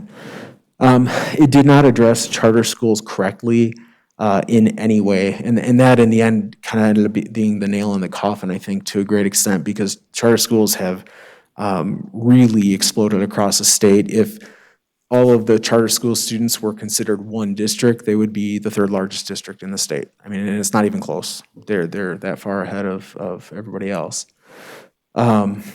It's very hard to understand, the old plan, very fragmented. And what may seem kind of strange, but it's how it worked. It was really based on historical expenditures in the first year of a biennium. So whatever your spending was in the first year of a biennium, those numbers were incredibly important in generating what the funding would be going into the next biennium. It was not in any way based on what is the actual need of the students. It was just looking at how you spent before and assumed you're going to keep spending that way. So that's some of the big changes. This is what it looks like. I don't know if you can see that. You just have to remember to carry the one. I'm kidding. This is just calculus. I just threw that up there. Sorry. So you may have seen something like this to try to explain the Nevada plan. It really does a poor job, as does this, which is another similar diagram you may have seen.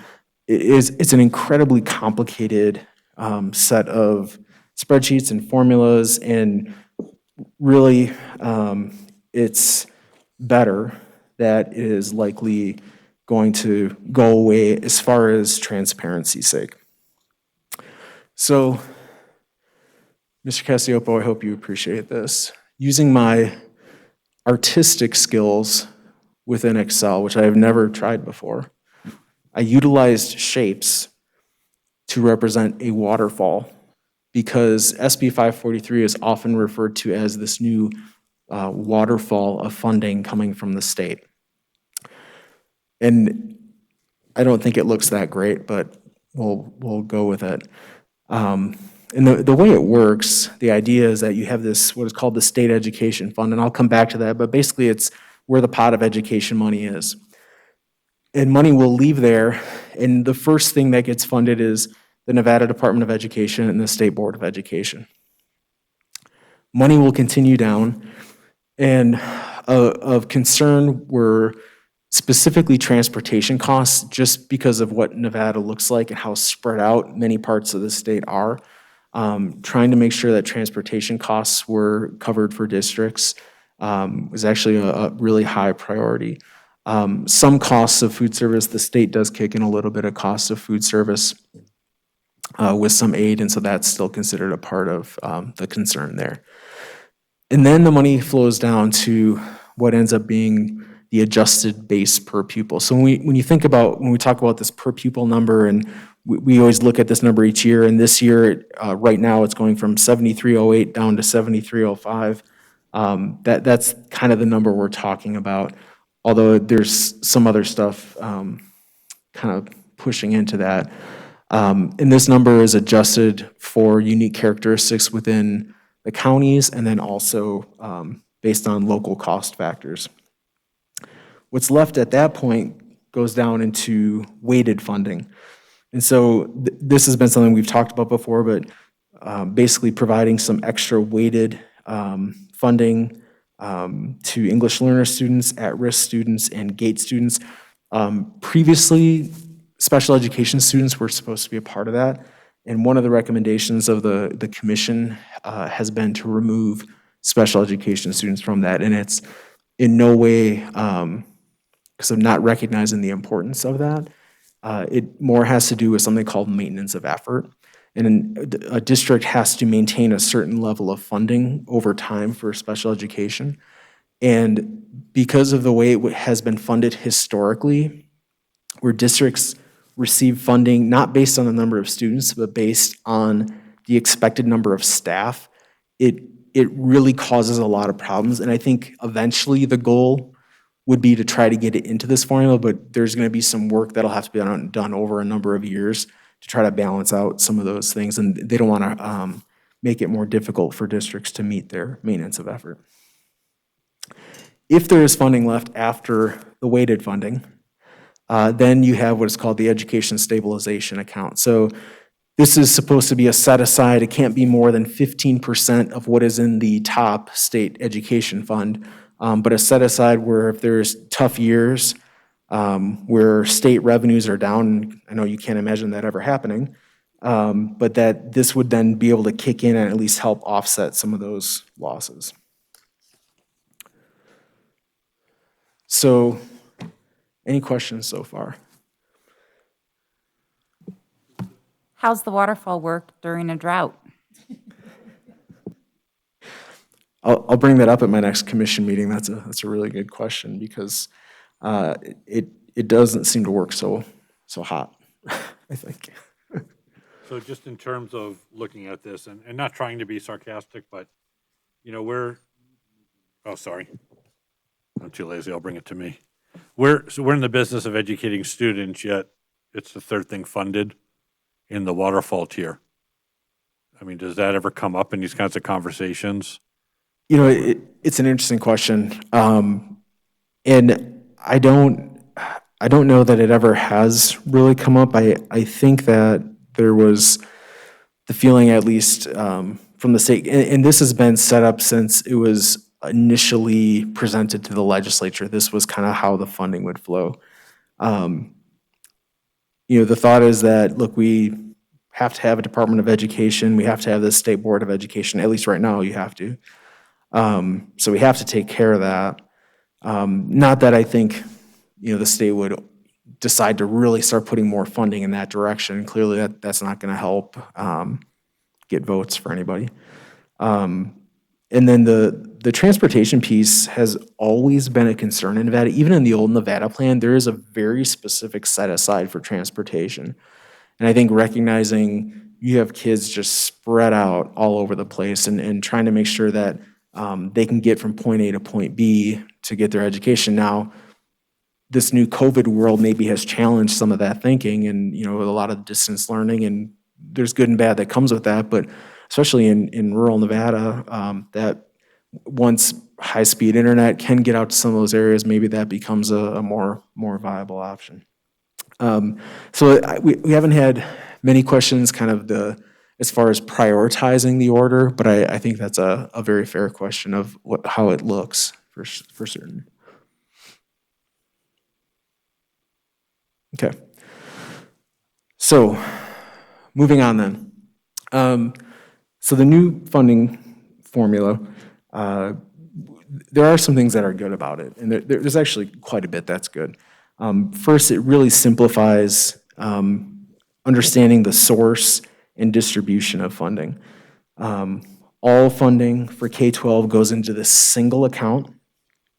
The DSA is gone, and there's actually much more to education than just the DSA, but everything now would go into this single account.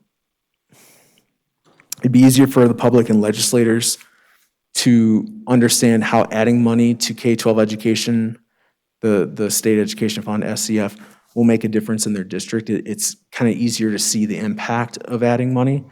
And one incredibly key difference between the DSA and this proposed State Education Fund is that once money goes from the State General Fund into the State Education Fund, it can never go back. And that has been a problem historically for education, is that if there was any money left in the DSA, it always reverted back to the State General Fund. And then that impacted kind of calculations going forward of what schools and education would get in future years. So that is something that would go away. If there is anything left at this point, that would sweep into that education stabilization account. It does account for local cost differences due to district size and density using attendance areas. And attendance areas are an idea that started with the old Nevada plan. And it's just this idea that Carson City is one attendance area. All our kids are relatively close to each other. But then you go out to, say, Elko or White Pine, you have these smaller communities, or Nye, kind of all over the place. And so it costs more. It kind of represents a density adjustment because of that. And so whereas Nye County and Carson City have somewhat similar populations of students, it costs a lot more to provide services in Nye County because you're traveling all over the place. You can't just have people shared between buildings, staff members shared between buildings. So it just gets to be more expensive.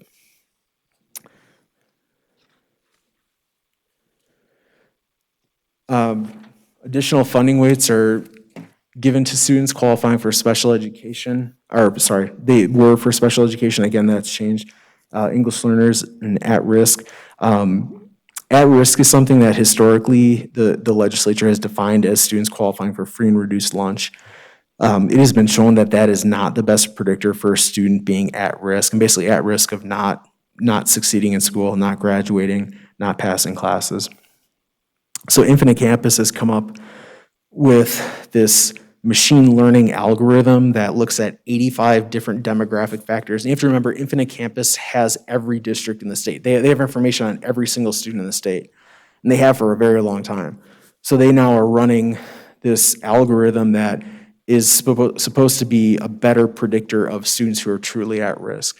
And so from a funding standpoint, it's not frustrating, but it's not as easy maybe to say, oh, this is the free and reduced lunch rate. There's some other thing that we have to figure out. But this information will also become available to everyone within school districts. So if you're trying to identify students that actually could use extra support, this will actually become a better way to do that. It reduces the number of categorical grants, which is a bit of a mess, and it's a lot to manage, so that's a good thing. Legislative intent is that weights year to year not be less than the prior year. So that's a good thing. It sort of locks in increases in education funding. Looking at whatever the rate of inflation is and enrollment growth, usually there should be a relatively similar increase in funding, unless you see a decrease in state revenue, which we are, or the governor or legislature at any time can completely override it. So it kind of is not exactly locked. Again, it creates this education stabilization account, which is supposed to help in bad times. The one thing that is not so great about that is how it gets funded. And so if a district has a funding fund balance that exceeds 16.6% of expenditures, that amount will get swept into the education stabilization account at the end of a fiscal year. There's an exception to that, though, and that's kind of where we fall at this moment, because our fund balance is over that 16.6%. So the state will not sweep that from us. But if we ever add to it at this point, so if we went from, say, 20 to 21, they would sweep that 1%. That would go into that education stabilization account. So what's interesting is, over the next number of years, we actually have an incentive either to have perfectly balanced budgets at the end of a year, which is incredibly difficult to pull off, or to at least slightly deficit spend, as minimal as you can, but just not to add to. So that's going to be kind of a fine line to balance through over the next number of years. So AJ, what is the basis for that? Why are they coming up? Where did that come from, or who's pushing that, or? I think, so this idea of an education stabilization account has been around for a long time, and nobody knew where to get money for it. And so this is a place that you could go to that would generate some funds. And I think the thought is that now almost really all the funding for education is state funds. They're taking all the local funds and it just kind of becomes state funds. So if they're putting money into education and feel like it's not being spent, I mean, to some extent, there are a lot of benefits to having a fund balance, but you know, the taxpayers are also giving you funds to spend for education, so you shouldn't be running 100 or 500% fund balances. So I think in some way I kind of recognize that, like, look, it's good to have a solid cushion, but there should maybe be some limit to it, and I don't know if this is the right percentage, but they picked something and it's kind of where it is. But the gentleman who was the kind of the architect of the plan, Jeremy Aguero, when he would present this to the legislature, he would call this fantasy land, because it never really thought any money could get to this. But the hope was in the long run that maybe it would generate some money. So, okay.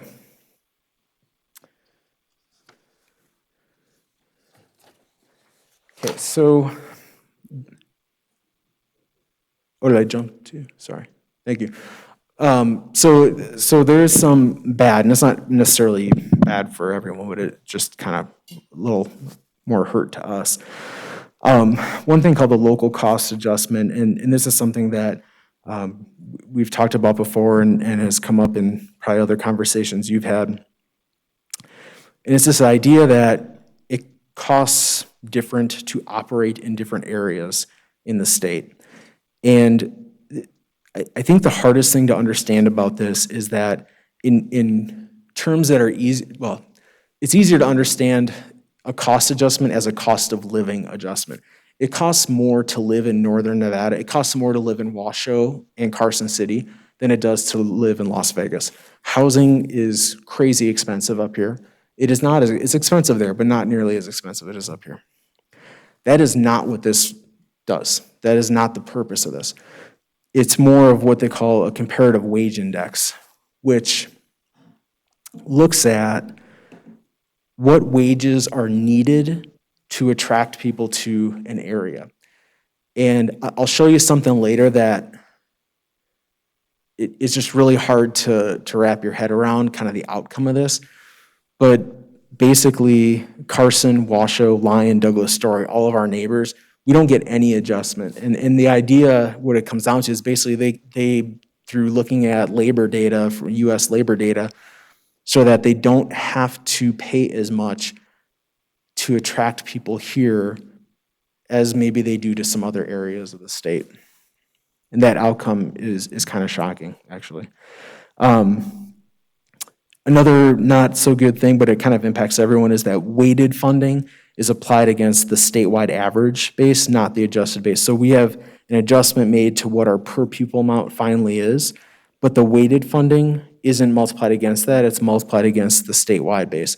So the adjusted base is supposed to represent, if I'm a student in Carson, on average, the cost to provide service to me are a little more expensive than they would be in Clark County because they have economies of scale that we can't even come close to. But when it comes to an English learner student, it basically says that's different. So that one, we're just going to give the same to everybody across the state no matter what. And so it's like it's recognized it's more expensive here on some things, but in the weights it isn't, and that's just kind of a strange thing, I think. The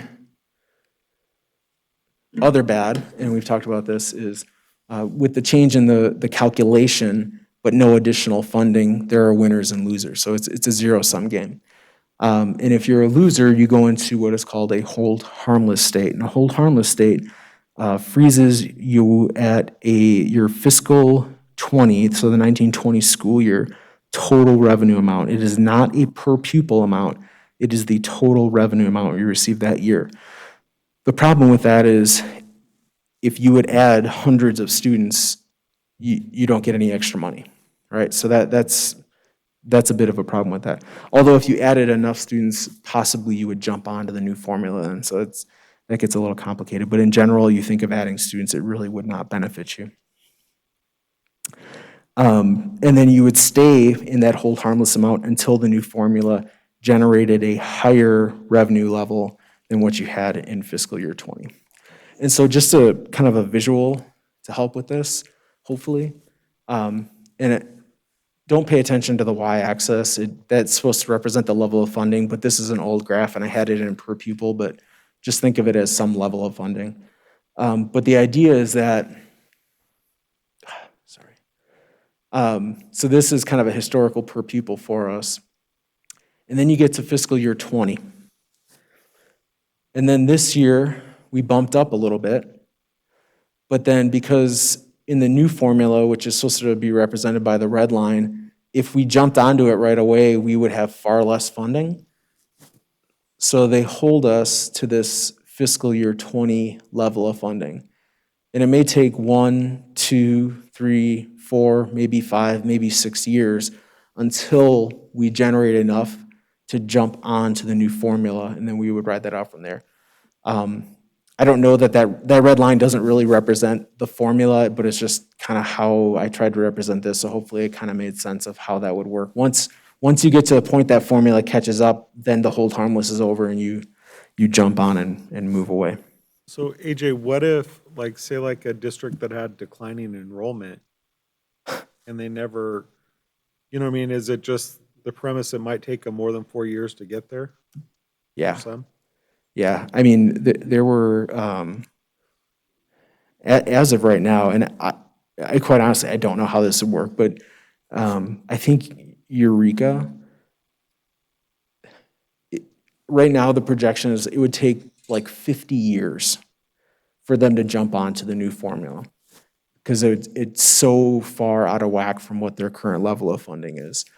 Kind of my big concern I had for a while was Elko, actually Elko School District, and one of the changes that was made in this district size adjustment, and I talked about these attendance areas, that change actually saved them. They would have been probably 2 decades locked in this hold harmless state.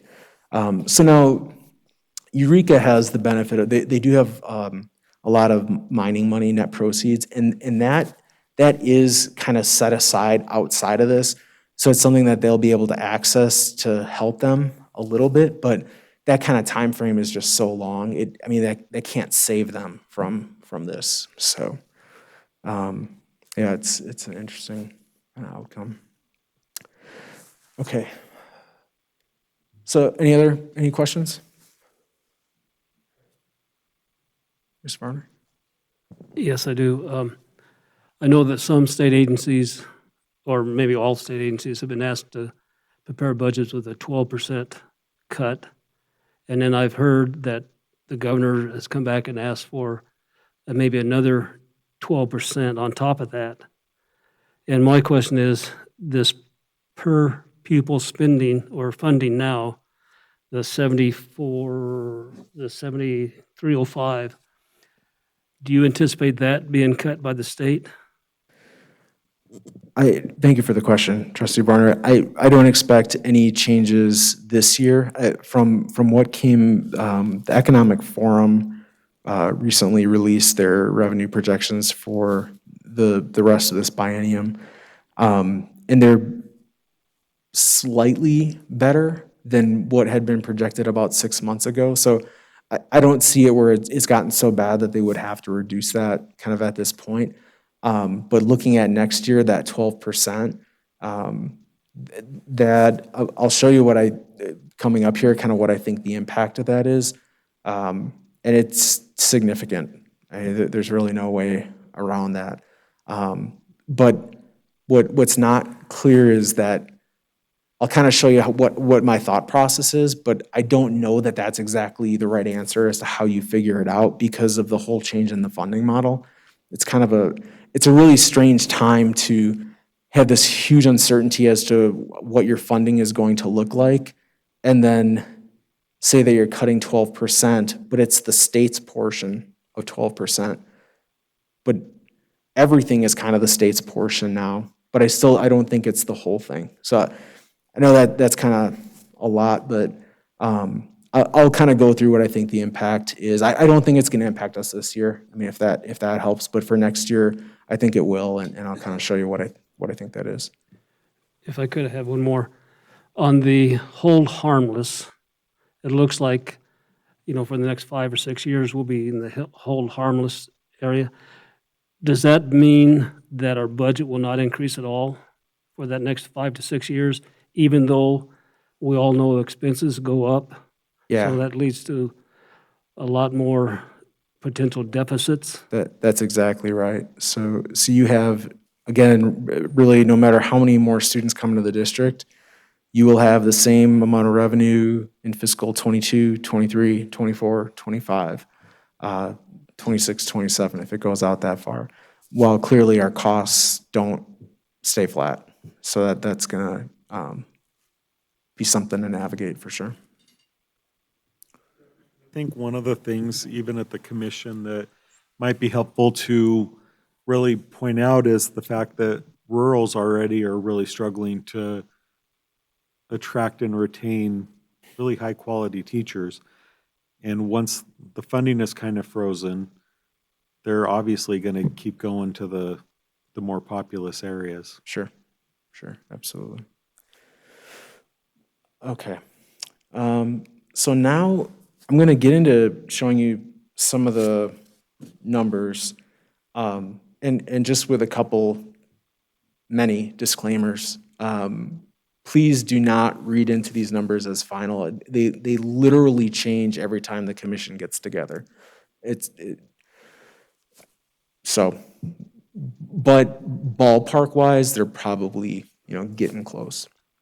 They may look high, and I'm not sure if that's going to be the case or not, but so what's happening is they're rolling in not just the general fund revenue, but revenue from the class size reduction fund and revenues from various state grants, and they're all getting compiled into one number now. So it's going to clean up a lot of things and streamline them, but as far as like apples to apples comparison, it's not real straightforward. And as we get into the spring, I'll try to do that for you, but it's just at this point, it's not quite there yet. It does not include the governor's proposed 12% reduction. However, at the end of this, I do show you kind of what I think that will look like. Does not include the impact of grant fund reversions at the end of FY20. And actually the numbers you're going to see, I took snapshots of the actual model that we've been working with. That does not represent the impact of the grant fund reversions we gave back kind of in this emergency time back in March, April. But the estimated number I have at the end does. The current model assumes the statewide base per pupil amount. Since 2018, kind of this last adequacy study, that number is expected to increase at the rate of inflation up until 2022. That's a terrible assumption. Funding for K-12 education has not kept pace with the rate of inflation, but it's still kind of the way it's been represented. It also means that there are districts that look like they benefit, but if the funding doesn't meet that rate of inflation, they actually may end up in the hold harmless realm. Okay, so I apologize for the spreadsheets here. But I tried to make them so they're hopefully a little easier to see and make out. But I'd be happy to walk through these with you outside of this if you wanted to talk about any of this. So the first thing is that you have and actually one other thing I just want to mention. So you have all the districts. They have Carson in alphabetical order by Ormsby, which is incredibly frustrating, but that's just how it goes. And then I included Carson Montessori School as well, just because of our relationship with them. And they actually are really significantly impacted negatively by this at this point. So The state number. So like districts have numbers, and so that's just our number. Yeah, you're right. And those numbers have history from the Ormsby. That's exactly right. Okay, so I guess the first thing is that this statewide base per pupil number that they've been using is this $7,226. And compared to the current statewide base, which is around, I think, $6,200, that seems high. But again, that's bringing in kind of all these other funding streams, so it bumps that number up. And if you just take that number, then to the right of that, you have this district size adjustment. So this is kind of the factor that says, how big is your district? How many small schools do you have? How far apart are they? And it tries to make some adjustment for that. And really, clearly Carson doesn't have, we have a lot of density, but we are a smaller district. So we still actually benefit a little bit from this and get some extra funding, about $530 per pupil.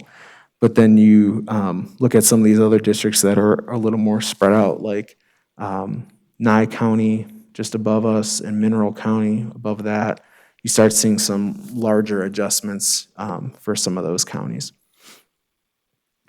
Carson Montessori, just to note at the bottom, while they get the same statewide base per pupil, they do not get any adjustment for size. So charter schools, in this bill, charter schools do not get any size adjustment whatsoever. Okay, going to the next one. This looks at this local cost factor.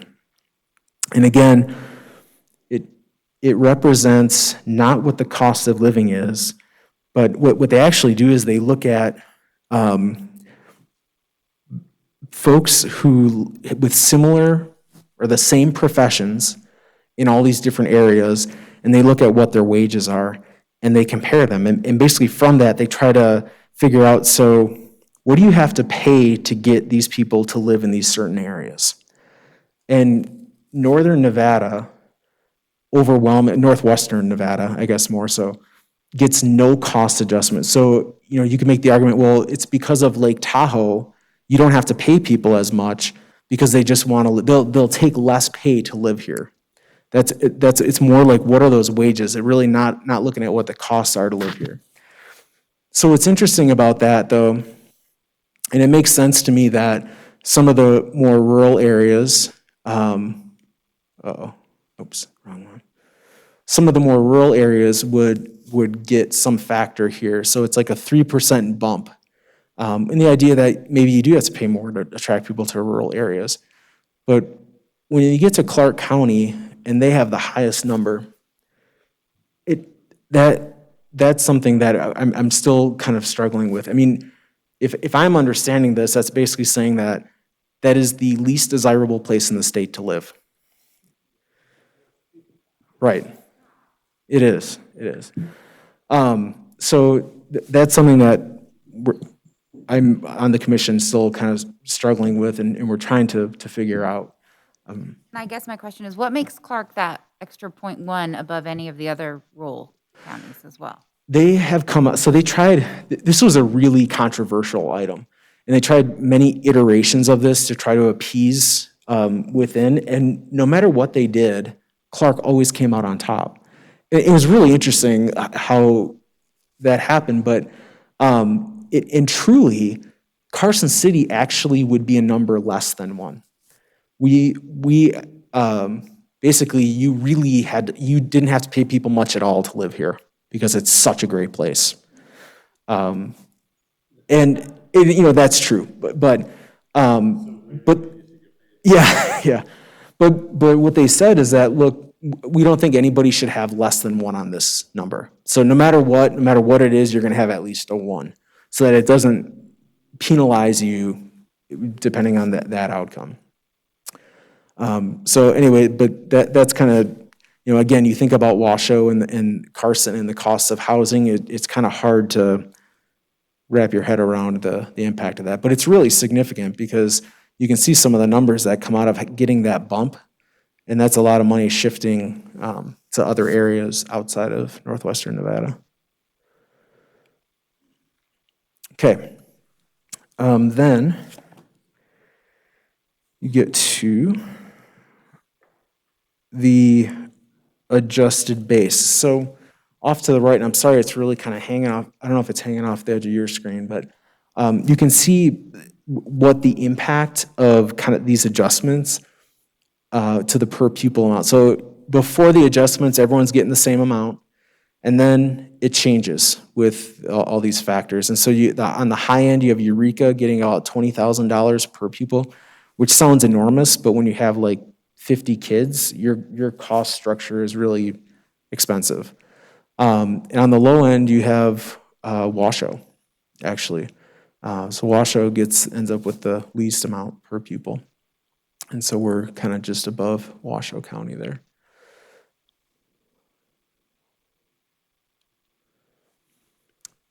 We've talked again about the weighted funding.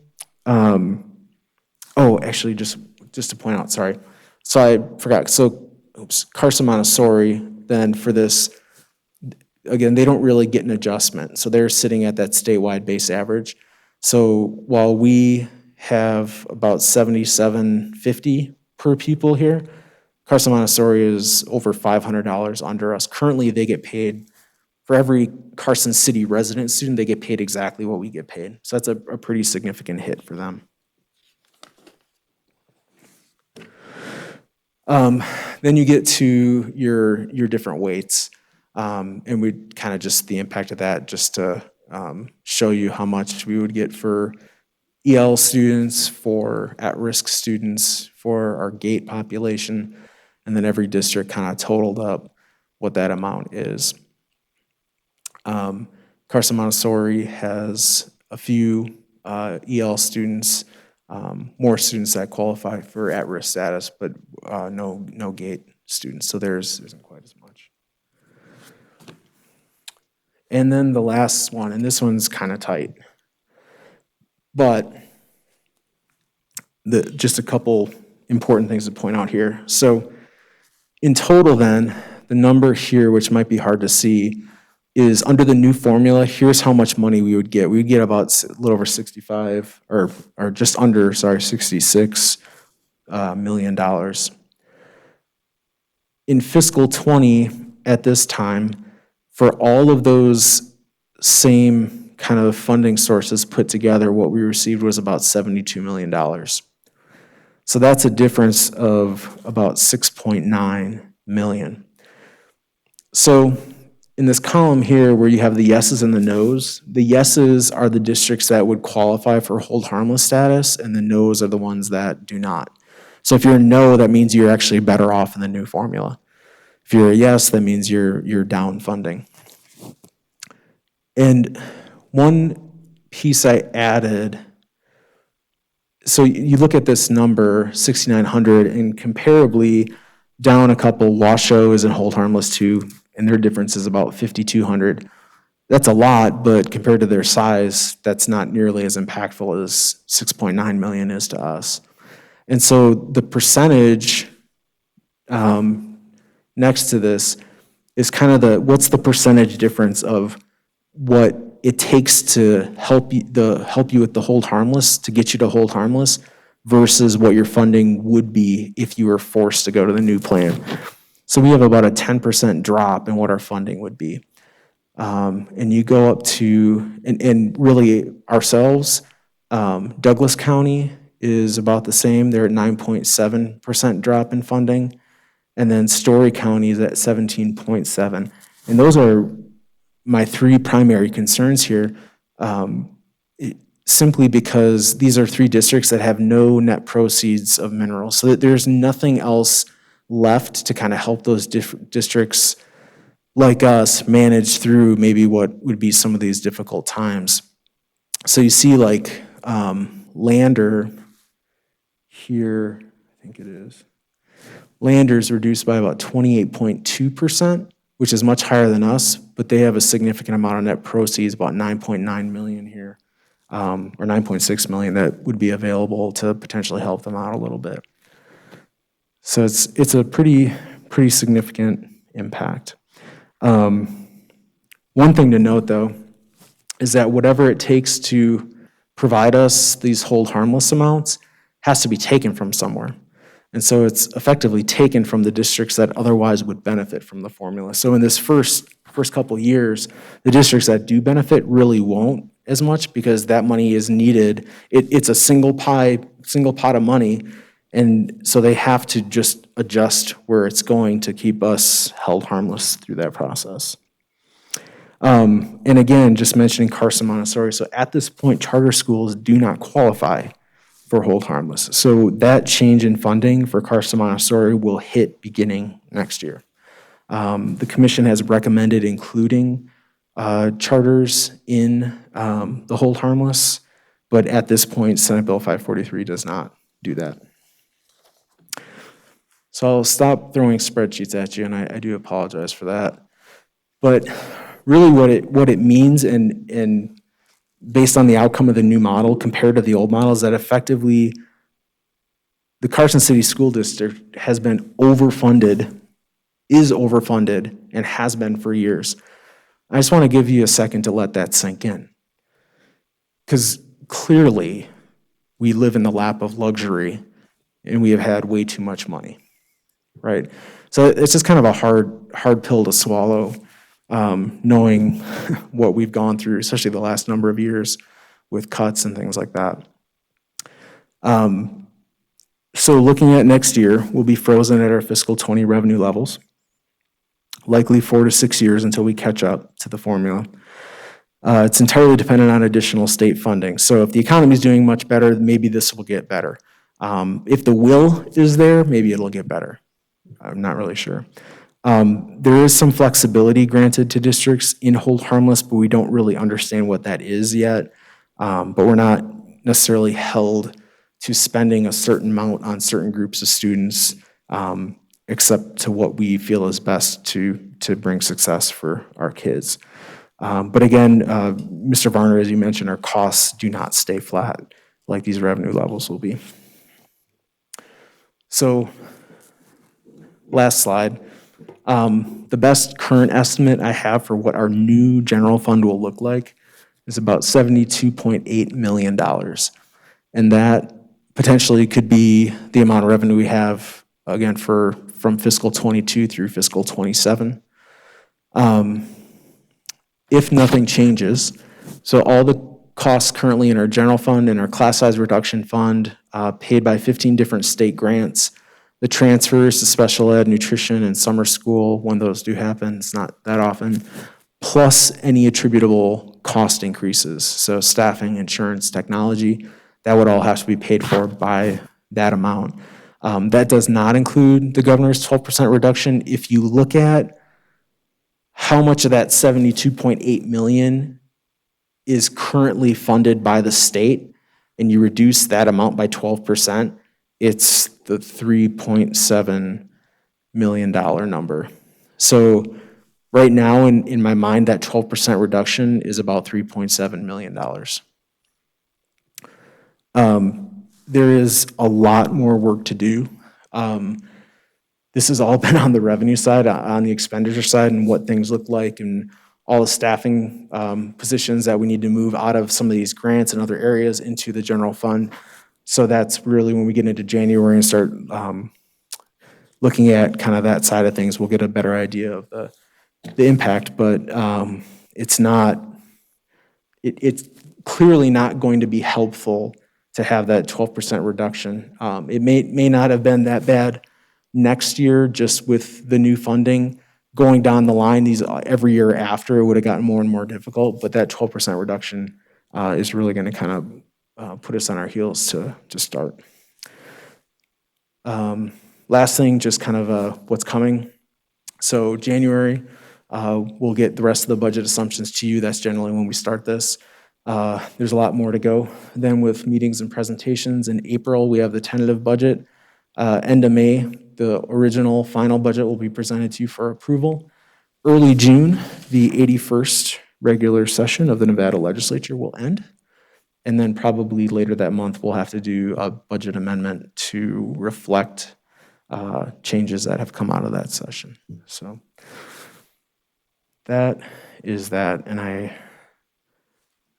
going to apologize. That was a lot of meat in that one, and tiny font. Hopefully Dr. Delphin's doing okay back there. So, yeah.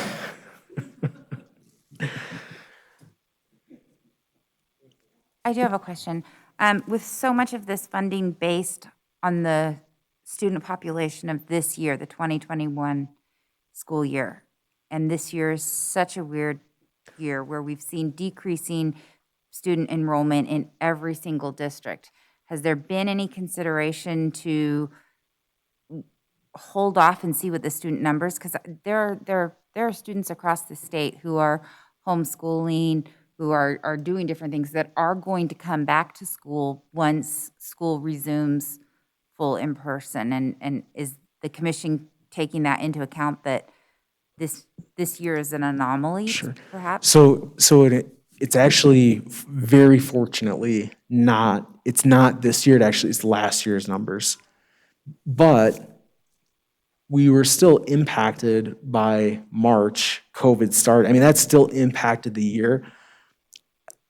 As of right now, it looks like, and as ND is kind of helping calculate this through, they are kind of counting against us money that we reverted during that time to kind of help the state out, that they're not going to kind of recognize that. I think it'll kind of be the same thing with enrollment. Because I mean, especially in that case where it's hard to say how many kids left because of the crisis of the times and how many just left because they would have left anyway. But yeah, it's so, it is so complicated and convoluted. I'm not sure how much flexibility there will be with some of those types of items, unfortunately. AJ, there's 15 different grants we're currently operating on. Do you foresee, with the budget cuts in the state, some of those grants going away? Or do you think they'll continue? So I'm not sure, and the way that I looked at it was how much with those grants and class size reduction fund and the general fund, how much altogether of that is state money? And I just reduced that all by 12%. So it's not really picking a favorite within that, but just overall recognizing that there's probably going to be a drop in that state portion of the revenue. What I don't know, what's not clear is, so if these grants go away, you know, if effectively kind of some of the funding goes away, do all of the responsibilities and requirements that come with those grants go away? You know, there's lots of reporting and things that come with Read by 3. Well, Read by 3 is gone this year, yet a lot of that stuff isn't necessarily gone. So I'm not sure how all those other grants, how that will translate through just yet. And I think we really won't know until the session is over. And then when we talked the other day, there was some mention that there may be a push to keep the Nevada plan in place during this budget crisis. Do you think that's going to pick up any steam, or do you think that's kind of a fantasy dream? I mean, there's a lot of inertia moving towards this new formula that I think would be hard to overcome. You know, you look at other states that have made significant changes, and usually there's a lot of money, additional money to kind of help set off some of the negative side effects of making that kind of change. Or maybe there's a 4-year time period where they kind of really go through all this. And I mean, maybe that's possible to make some consideration for that. I think once you get into the session and they see what these numbers really look like, it might change some opinions. But as of right now, I'm not sure. But there's definitely a lot of momentum going to bringing it in next year. Thank you, AJ. All right, thank you. I presume you will keep us informed of any changes. Item number 12, approval of the consent agenda. This is for possible action. I move that the Carson City School District Board of Trustees approve the consent agenda as submitted. Second? Motion by Joe, second by Stacy. Any discussion from the board? Seeing none, any public comment in the room? Seeing none, any public comment on the telephone, Raymond? Seeing no public comment online? All right, any emails, Renee? No public comment, Mr. Walker. All right, I will call the question. All those in favor? Aye. Aye. Any opposed? Motion passes. Item number 13, informational items. Any questions for staff about informational items? I would say one of the things we didn't mention was nice job with the virtual tree lighting last week, and we appreciate all that the schools are doing to kind of keep our traditions in place and give our students those artistic outlets or whatnot. Item number 14, request for future agenda topics. So when we looked at the amended budget, it still has the Snyder property on there as a purchase, correct? So is that something that we want to look at next year, in the upcoming year, to see if that stays there, or, because we haven't had the discussion because of COVID, but I did notice that it was still on capital projects.